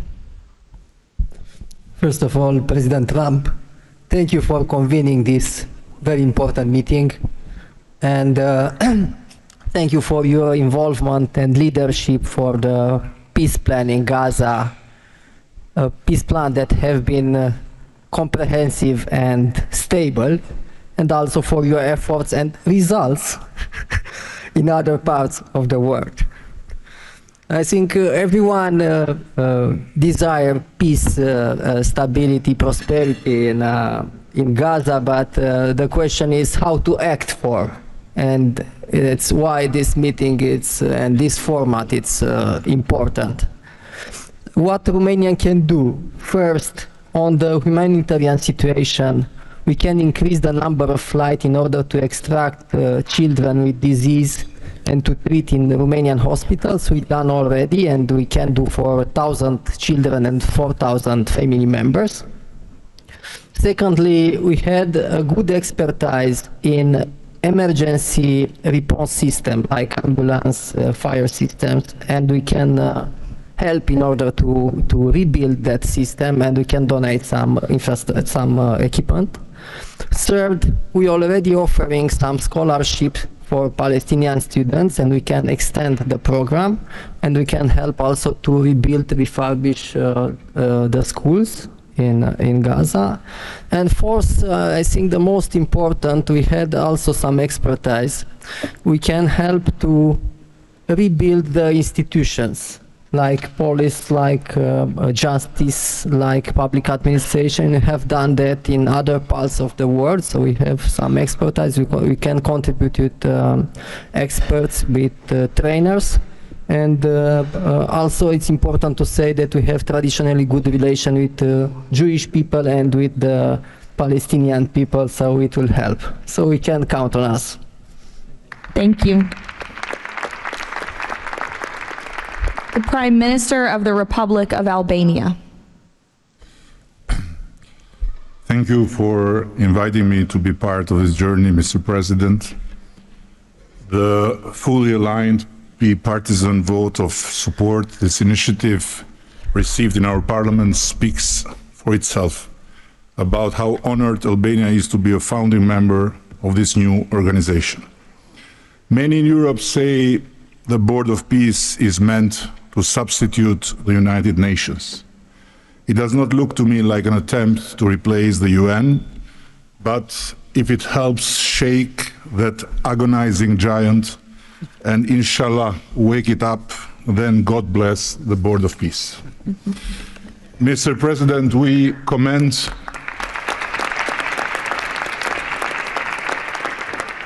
commend your decisive role in bringing a halt to the heartbreaking conflict in Gaza, and Albania has confirmed its participation in the stabilization force with our troops. At the same time, I propose that this board invite all countries to contribute directly by building a dedicated public facility for Palestinian children. And in doing so, the world would help the children of Gaza, who are the most innocent hostages of the lunacy of Hamas, to grow within the tangible presence of the largest chain of hands humanity has ever joined together, by not only putting the money, but bringing their own architects in this, so the world will transform an wound of history into an oasis of hope, where compassion takes concrete form and the future is shaped around those who deserve it most, the next generations of Palestinians. Albania will be privileged to stand in that chain. Allow me very briefly to draw your attention to another open conflict closer to home, where President Trump's leadership during his first term brought Kosovo and Serbia closer than ever to a final peace agreement. The president of Kosovo was then brutally prevented from traveling to the White House to sign that agreement in the presence of President Trump. And this was the doing of the very same Sicario prosecutor that went after President Trump himself, and for that became worldwide famous.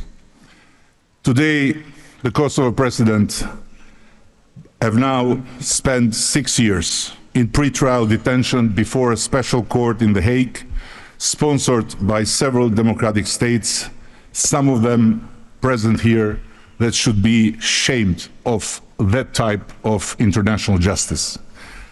Just last week, Mr. President, another prosecutor funded by this great country and its taxpayers requested 45 years of imprisonment for him, a request that sent shockwave of humiliation through an entire peace-seeking nation.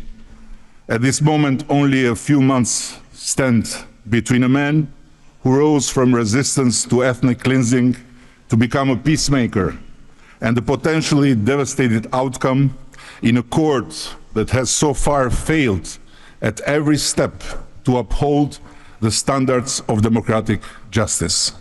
For the sake of God, Mr. President, let's do something before, as you say, very bad things might happen again. And again, thank you so much for including Albania in this noble initiative by bringing close friends of Israel and of the Arab countries. We very much hope to be an added value in your amazing vision.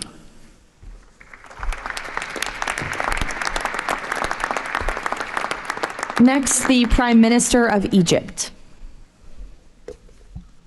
Your Excellency President Donald Trump, distinguished participants, I thank President Trump for convening this meeting. His Excellency's direct involvement and commitment to promoting peace in the region has been instrumental in achieving an end to the conflict in Gaza, which was previously considered untenable. Egypt supports President Trump's vision to usher in a new era of peace and coexistence among the people of the region, in which the Palestinian people enjoy the rights to self-determination and statehood, in accordance to relevant international resolutions. Egypt also appreciates President Trump's firm position on rejecting the annexation of the West Bank. Egypt supports the mandate of the Board of Peace as a principal framework for governing the transitional period in Gaza. It is necessary to fully empower the National Committee for the administration of Gaza to function effectively from within and throughout the Strip. Also, preserving the institutional and geographical link between the West Bank and Gaza is vital for the Palestinian Authority to eventually resume its role in Gaza. Within the framework of Egypt's support to President Trump's plan, Egypt will continue its effort to train Palestinian police personnel to maintain security within the Strip. Egypt values President Trump's position rejecting the deportation of the Palestinian people from Gaza as reflected in the 20 points plan, and stresses the importance of initiating early recovery projects in the whole of the Strip in a manner that preserves its geographic unity. Let us consider today's meeting as initial step in advancing these objectives. Again, thank you, Your Excellency President Trump. Thank you. The Prime Minister of the State of Qatar. Thank you. Mr. President, distinguished members of the Board of Peace, thank you for convening this meeting under the banner of peace. Qatar reaffirms its commitment to the Board of Peace as it was committed to the very first day of the mediation efforts. From that day until the end, when we have witnessed in that historical moment in Sharm el-Sheikh the signing of this agreement together with our partners. For decades, this conflict has burdened our region and the world, and our responsibility remains to achieve a just and lasting resolution. The board, under the President Trump leadership, will advance the full implementation of the 20 points plan without delay, ensuring fairness and justice for both Palestinians and Israelis. In this spirit, Qatar pledges $1 billion in support to the board mission aimed at reaching a final resolution that fulfills Palestinian aspiration for the statehood and recognition, and the Israeli aspiration for security and integration. We will also continue our humanitarian coordination together with our UN partners and the Board of Peace. Thank you very much. Thank you. The Deputy Prime Minister and Foreign Minister of the UAE. Mr. President, thank you for gathering us today. I really hope that the beginning of Ramadan will give us all guidance towards peace, coexistence, and living in prosperity with each other. Mr. President, just over 5 years ago, you with your friend, my president, Sheikh Mohammed, and the Prime Minister of Israel launched the Abrahamic Accords.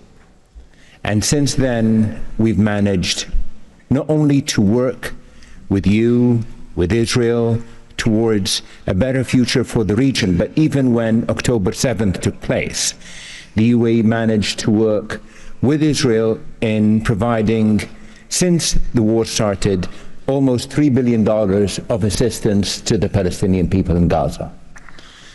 Today, Mr. President, the UAE announces a further $1.2 billion for supporting Gaza through the Board of Peace, which I'm delighted that I've been working with so many friends like Steve and Jared, Secretary Rubio, who's been so inspiring in so many other ways, on so many other fronts, and looking forward working with him for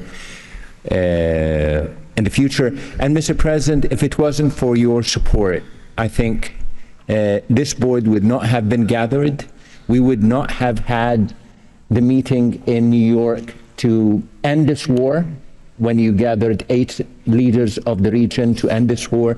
So, Mr. President, during Ramadan, we pray for your success. Thank you. Thank you. The Minister of Foreign Affairs of the Kingdom of Morocco. Thank you. Mr. President, His Majesty King Mohammed VI welcomes and supports your vision and leadership to foster peace and prosperity around the world, and in particular in the Middle East. Thanks to your peace plan for Gaza, a ceasefire was achieved, a tragic war was ended, lives were saved, and a pragmatic and forward-looking approach to rebuild Gaza was crafted.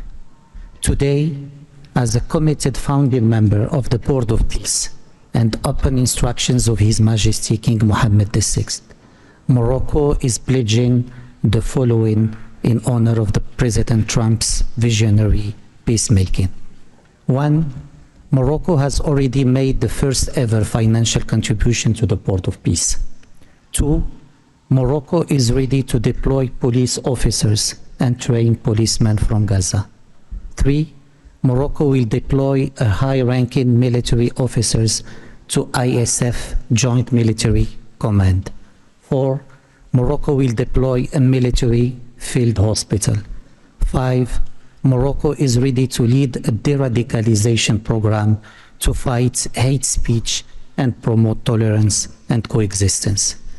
To conclude, allow me, Mr. President, to briefly highlight 4 elements.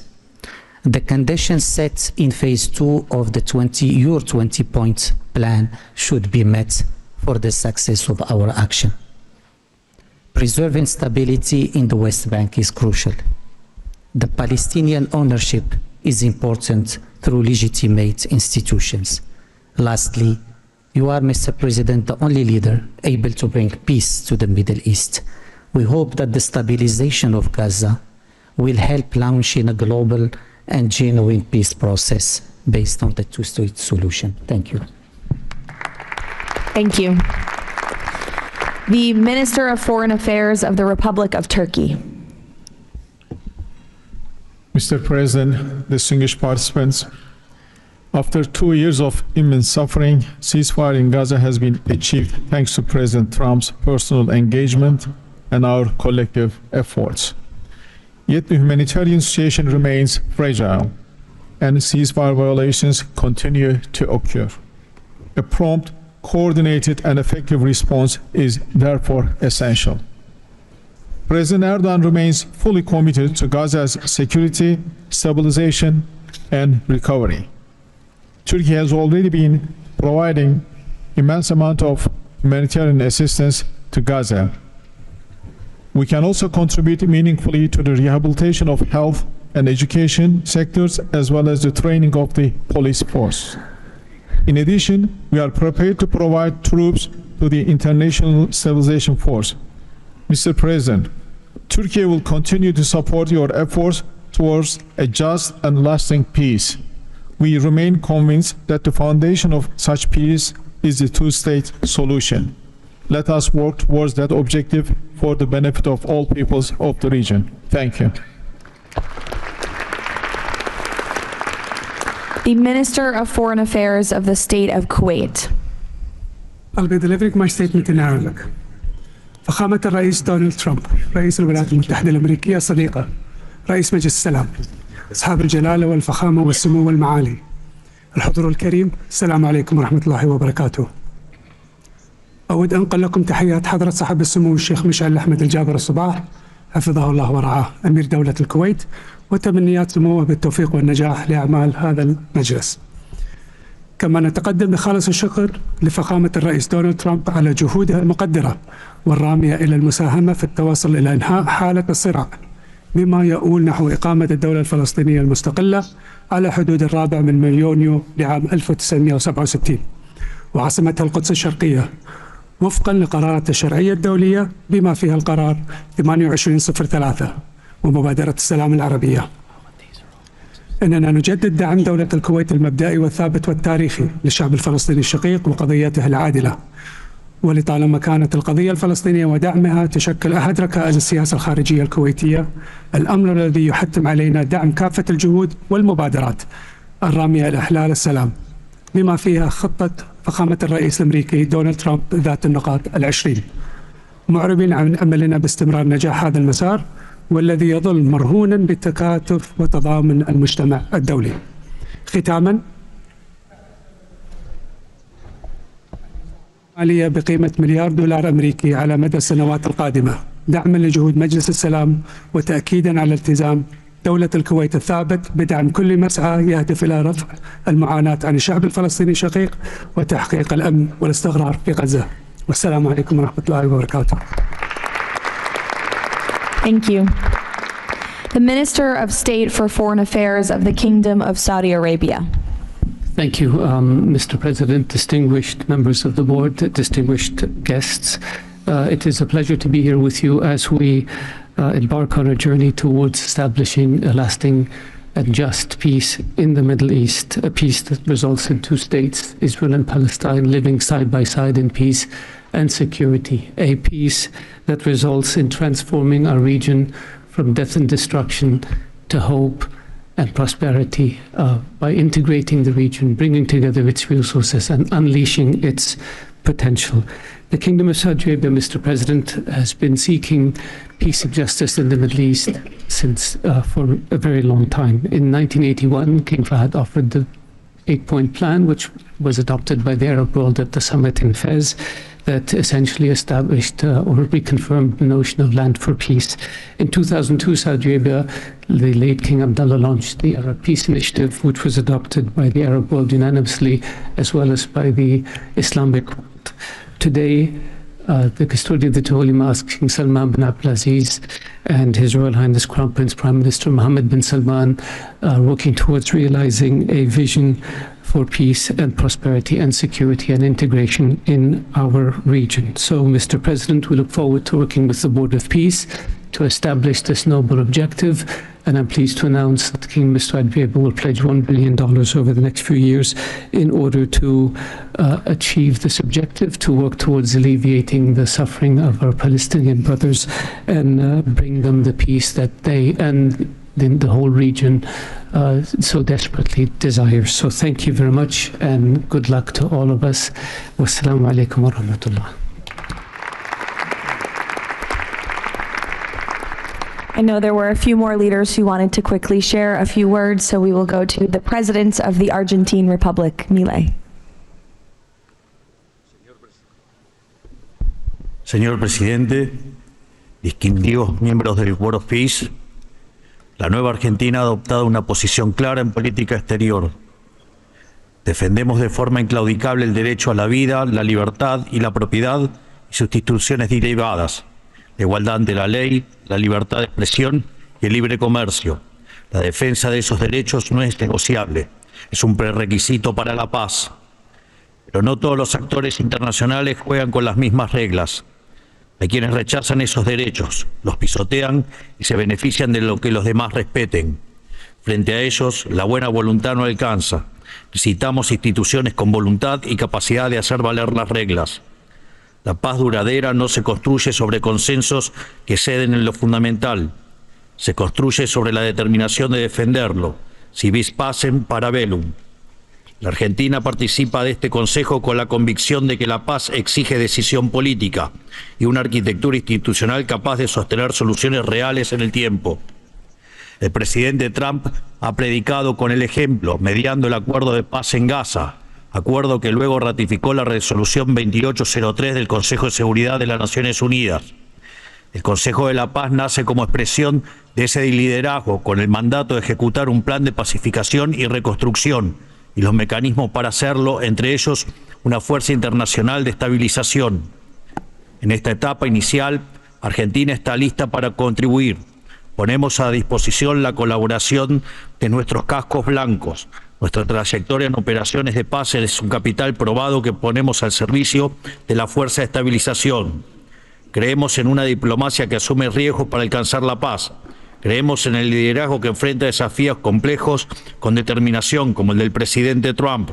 Y creemos que la única paz que vale la pena construir es la que descansa sobre los derechos innegociables del hombre. El Consejo de la Paz ofrece un marco para avanzar en esa dirección. La Argentina lo respalda. Muchas gracias. Thank you. The Prime Minister of Hungary, Mr. Orbán. Dear Mr. President, Excellencies, dear colleagues, first of all, let me express the appreciation of the Hungarian people to President Trump for his tireless peace efforts all around the world. Hungary is the only country to be represented here on the highest level among the founding members from the European Union. I represent a country which has been living in the neighborhood of a brutal war for the last 4 years. We all know this war would not have broken out if President Trump had been in office at that time. However, President Trump's return to office offers a great chance to multiply the peace efforts not only in Gaza, but in Ukraine as well.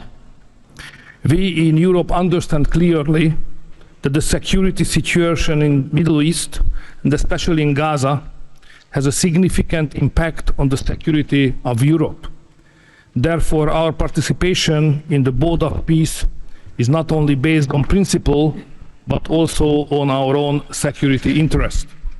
Let me also share with you that there is serious talks going on in Europe about the Board of Peace and its future role.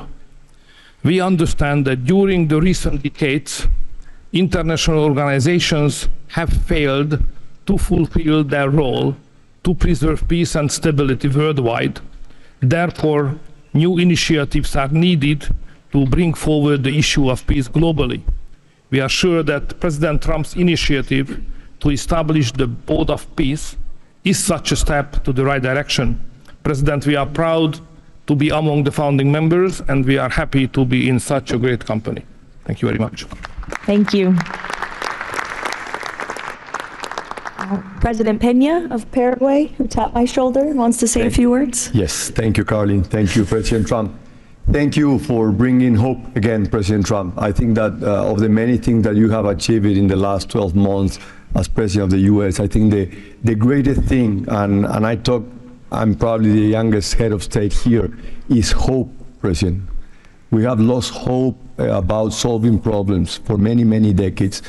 A system that was broken, a system that was not able to bring solutions. Now we're seeing that thanks to your leadership, we are solving the issues. I come from a country that 160 years ago faced extinction. We went to a war against our neighbor and we lost 60% of our territory and 90% of the male population. So we know on our own flesh the hardship and all the difficulties of war. That's why Paraguay is so proud to be a founding member of the Board of Peace, and we're here to collaborate. Maybe we are not going to be the country that's going to bring the more money or the more security forces, but I think that there is a lot that all of the countries can bring to the table to solve these issues. Paraguay, together with a handful of countries, have been supporting Israel, and we will continue to do so. But we come here with an open heart to work for peace. And today is Gaza, tomorrow will be another conflict area in the world, but we need to solve each of all these conflicts, and I really appreciate the leadership that you have taken, President. Paraguay stand ready to collaborate next to you. We're going to continue to support the U.S. initiative. Probably the only day that we're not going to be able to support the USA is going to be on June 12th, because Paraguay is going to be facing the US in the World Cup. Thank you very much. Thank you. The Minister of Foreign Affairs of the State of Israel, please. Thank you. President Trump, this is an important day. Your historic actions have proven time and again. You are a leader who takes initiative, forges new paths, and works toward a better future for the entire world. Your visionary leadership, alongside with Prime Minister Netanyahu's resolve, brought all our hostages home from Gaza. Thank you for that. I'm proud to represent here the State of Israel that stood through such a difficult war for 2 years on 7 different fronts, demonstrating resilience and strength. As I stand here, I recall the 925 brave soldiers that gave their lives in a war against pure evil, Hamas, Islamic Jihad, and Hezbollah. These are the best people. To them, we owe our existence and all our achievements. They will not be forgotten. I think of them and their families who paid the heaviest price. Since Hamas violently took over Gaza in 2007, it built the largest terror state in the world with huge terror infrastructure above and below ground. October 7 was the peak of Hamas' ongoing terror campaign through decades. Hamas raped and murdered women, killed children in front of their parents and parents in front of their children, burned whole families alive. That terrible day will not be forgotten, and we must act to ensure it never repeats itself. Distinguished leaders, our previous plans for Gaza failed because they never address the core issues: terror, hate, incitement, and indoctrination. At the heart of President Trump's comprehensive plan are the disarmament of Hamas and Islamic Jihad, demilitarization of Gaza Strip, and de-radicalization of Palestinian society there. It's the first plan to address the root of the problem. We support it and are working and will work toward its success. As Mr. Mladenov emphasized, Hamas must be disarmed. That includes all its weapons, its terror infrastructure, underground tunnel network, and weapons production facilities must all be dismantled. As the plan emphasizes, there must be a fundamental de-radicalization process. The infrastructure that indoctrinates Palestinian children to hate and kill Jews in educational and religious institutes should no longer exist. All those are important not only for the Israelis. Gazans have lived under a terror regime for decades. The people of Gaza must be liberated from these terrorists. I want to make this opportunity to wish Muslims around the world Ramadan Kareem. Distinguished leaders, President Trump's visionary leadership creates, for the first time, an opportunity for a better future. On behalf of Israel, I say thank you, Mr. Trump. Thank you for your leadership. Thank you. Lastly, the Prime Minister of Pakistan.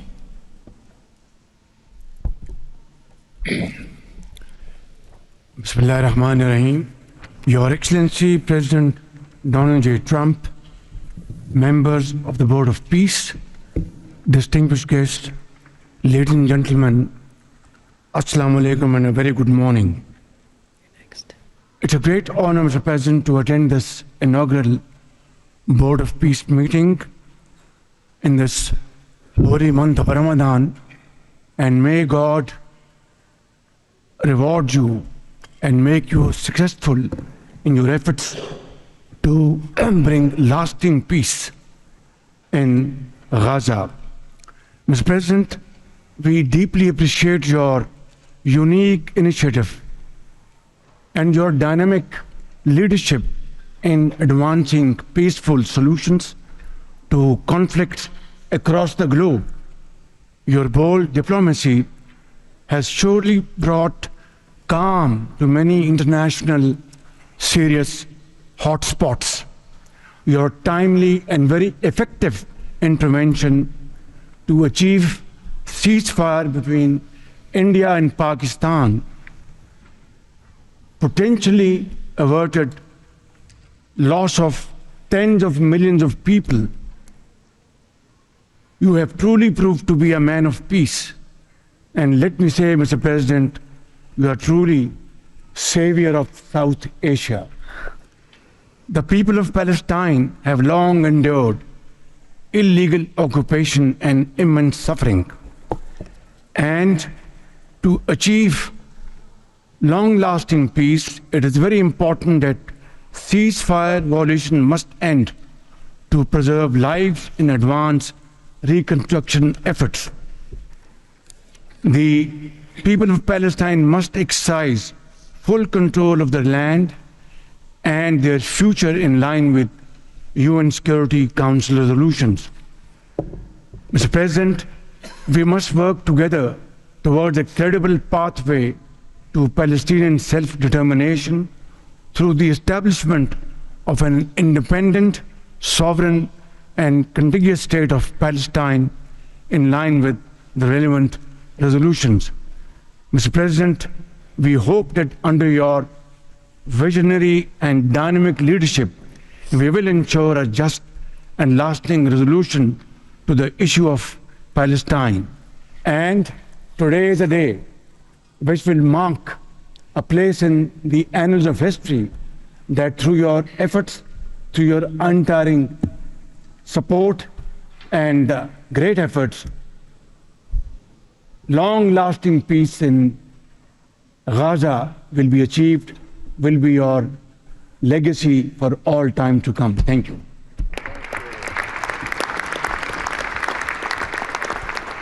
Thank you. We will now hear from the president of FIFA, Giovanni, to share more about FIFA's new partnership with the Board of Peace. Thank you, Caroline. Dear President, distinguished leaders, dear friends, I just have 3 quick points I want to mention now. Football, that's the first point, football, or soccer as it is called, here is the world's universal language. It is spoken by 6 billion people, 6 billion fans who have the same feelings. It's about hope, it's about joy, it's about happiness, it's about coming together, and it's about uniting the world. Mr. President will unite the world here this summer during the World Cup, but if we truly want to unite the world, we need peace, of course. And this brings me to the second point, because today we announce a true partnership between the Board of Peace and FIFA, and I'm very proud and very happy to announce this after having heard your presentations in Davos. I was feeling that we need to help, we need to do something. Everyone has to support peace. Everyone in this room, Mr. President, everyone outside of this room who would like to be in this room has to support peace as well. We all have to contribute for this, and that's why FIFA wants to contribute, because we don't have to just rebuild houses or schools or hospital or roads. We also have to rebuild and build people, emotion, hope and trust. And this is what football, my sport, is about. And the third point is that, of course, as you all know, images speak louder and better than words. So we prepared a short video, and you can watch this video. I invite you to look at it carefully. Thank you very much. God bless peace, and God bless the Board of Peace. Ramadan Kareem. Thank you.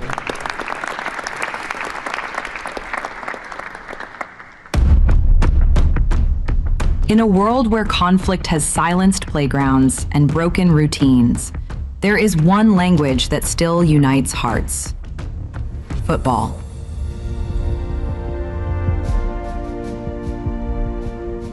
A simple ball, a shared field, a reason to believe again. Today, FIFA and the Board of Peace come together to turn football into a bridge toward peace, dignity, and hope. Through this partnership, a complete football ecosystem will be created. FIFA and the Board of Peace will build football pitches, FIFA arenas, academies, and stadiums. This initiative will support the creation of leagues at youth, amateur, and regional level, strengthening community engagement both on and off the pitch. It will also generate diverse professional opportunities, supporting the development of local talent not only on the field, but across all areas that bring football to life. Football does more than create players and coaches. It rebuilds confidence, restores routine, reopens doors to education, teamwork, and belonging.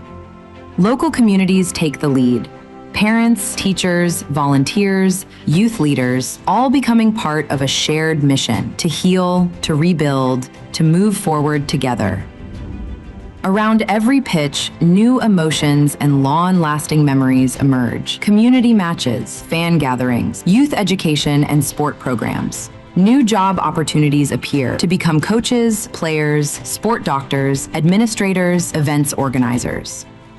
We will create football ecosystem with thousands of people to be involved and engaged constantly. Together, FIFA and the Board of Peace will build, in Gaza, 50 FIFA arena mini pitches, with a cost of around $50,000 per unit. This represents a $2.5 million investment. 5 full-size pitches in 5 different districts, at around $1 million per pitch. A FIFA academy with an estimated investment of $15 million.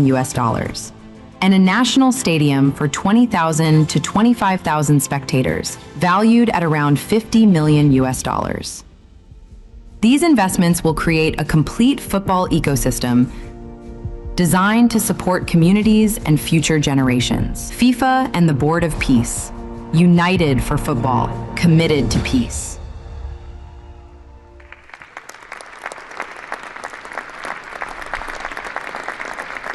Thank you, Gianni. That's wonderful. In advance of today's meeting, members of the Board of Peace were asked to vote on a resolution establishing the principles of financial integrity and transparency that will guide the board's work, and that resolution has passed unanimously.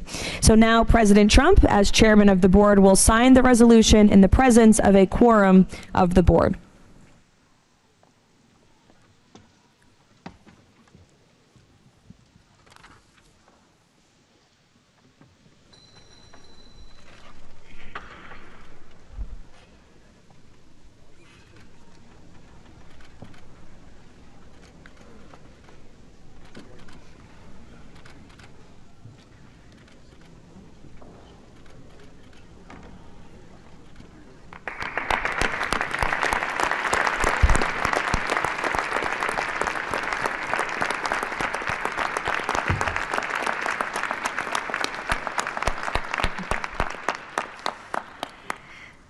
Now, while this is not a fundraiser, the Board of Peace has already inspired remarkable support from so many on this stage. As President Trump announced earlier, total pledges exceed $6.5 billion in relief and rebuilding in Gaza, and thousands of personnel have been committed to help preserve the ceasefire and secure enduring peace. I would like to ask the heads of the following delegations to join President Trump on stage as he signs the fundraising pledges: Albania, Azerbaijan, Bahrain, Egypt, Indonesia, Jordan, Kazakhstan, Kosovo, Kuwait, Morocco, Qatar, Saudi Arabia, the UAE, and Uzbekistan. Please join the president as he signs the fundraising pledges.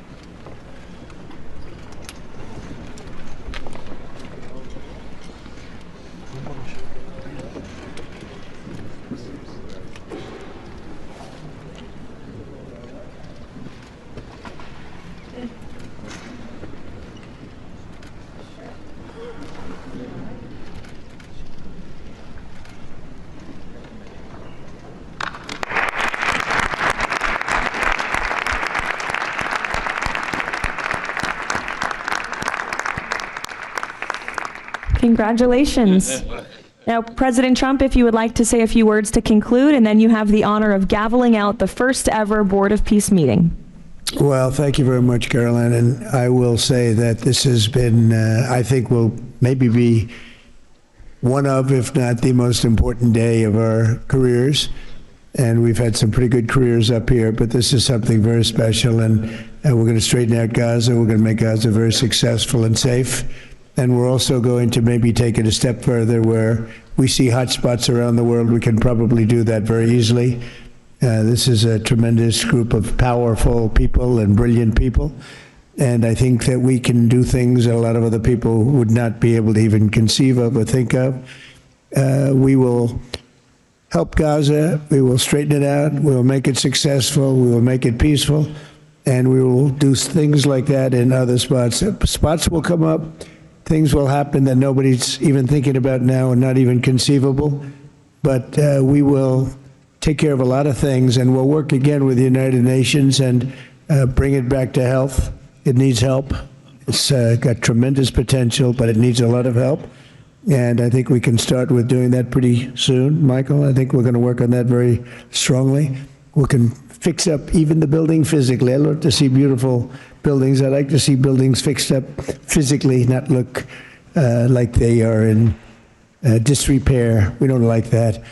So we're going to do a job with the United Nations. We're going to have some very good people, and you have some very good people there right now, but we're going to put some extra people in, and we're going to have it help us.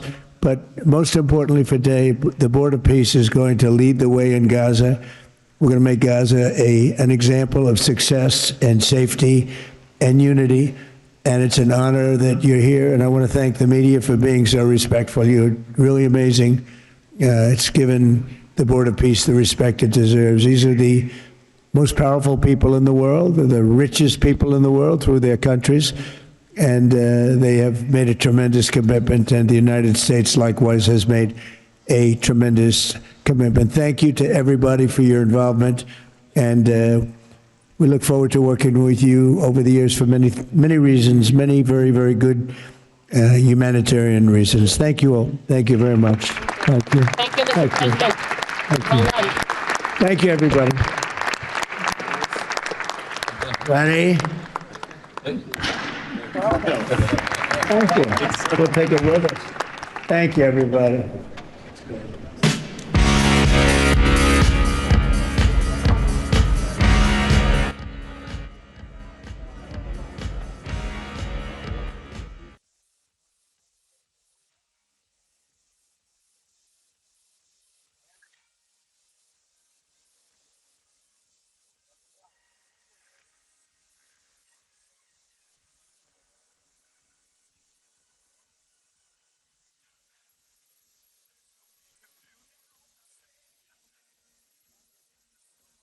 Bye.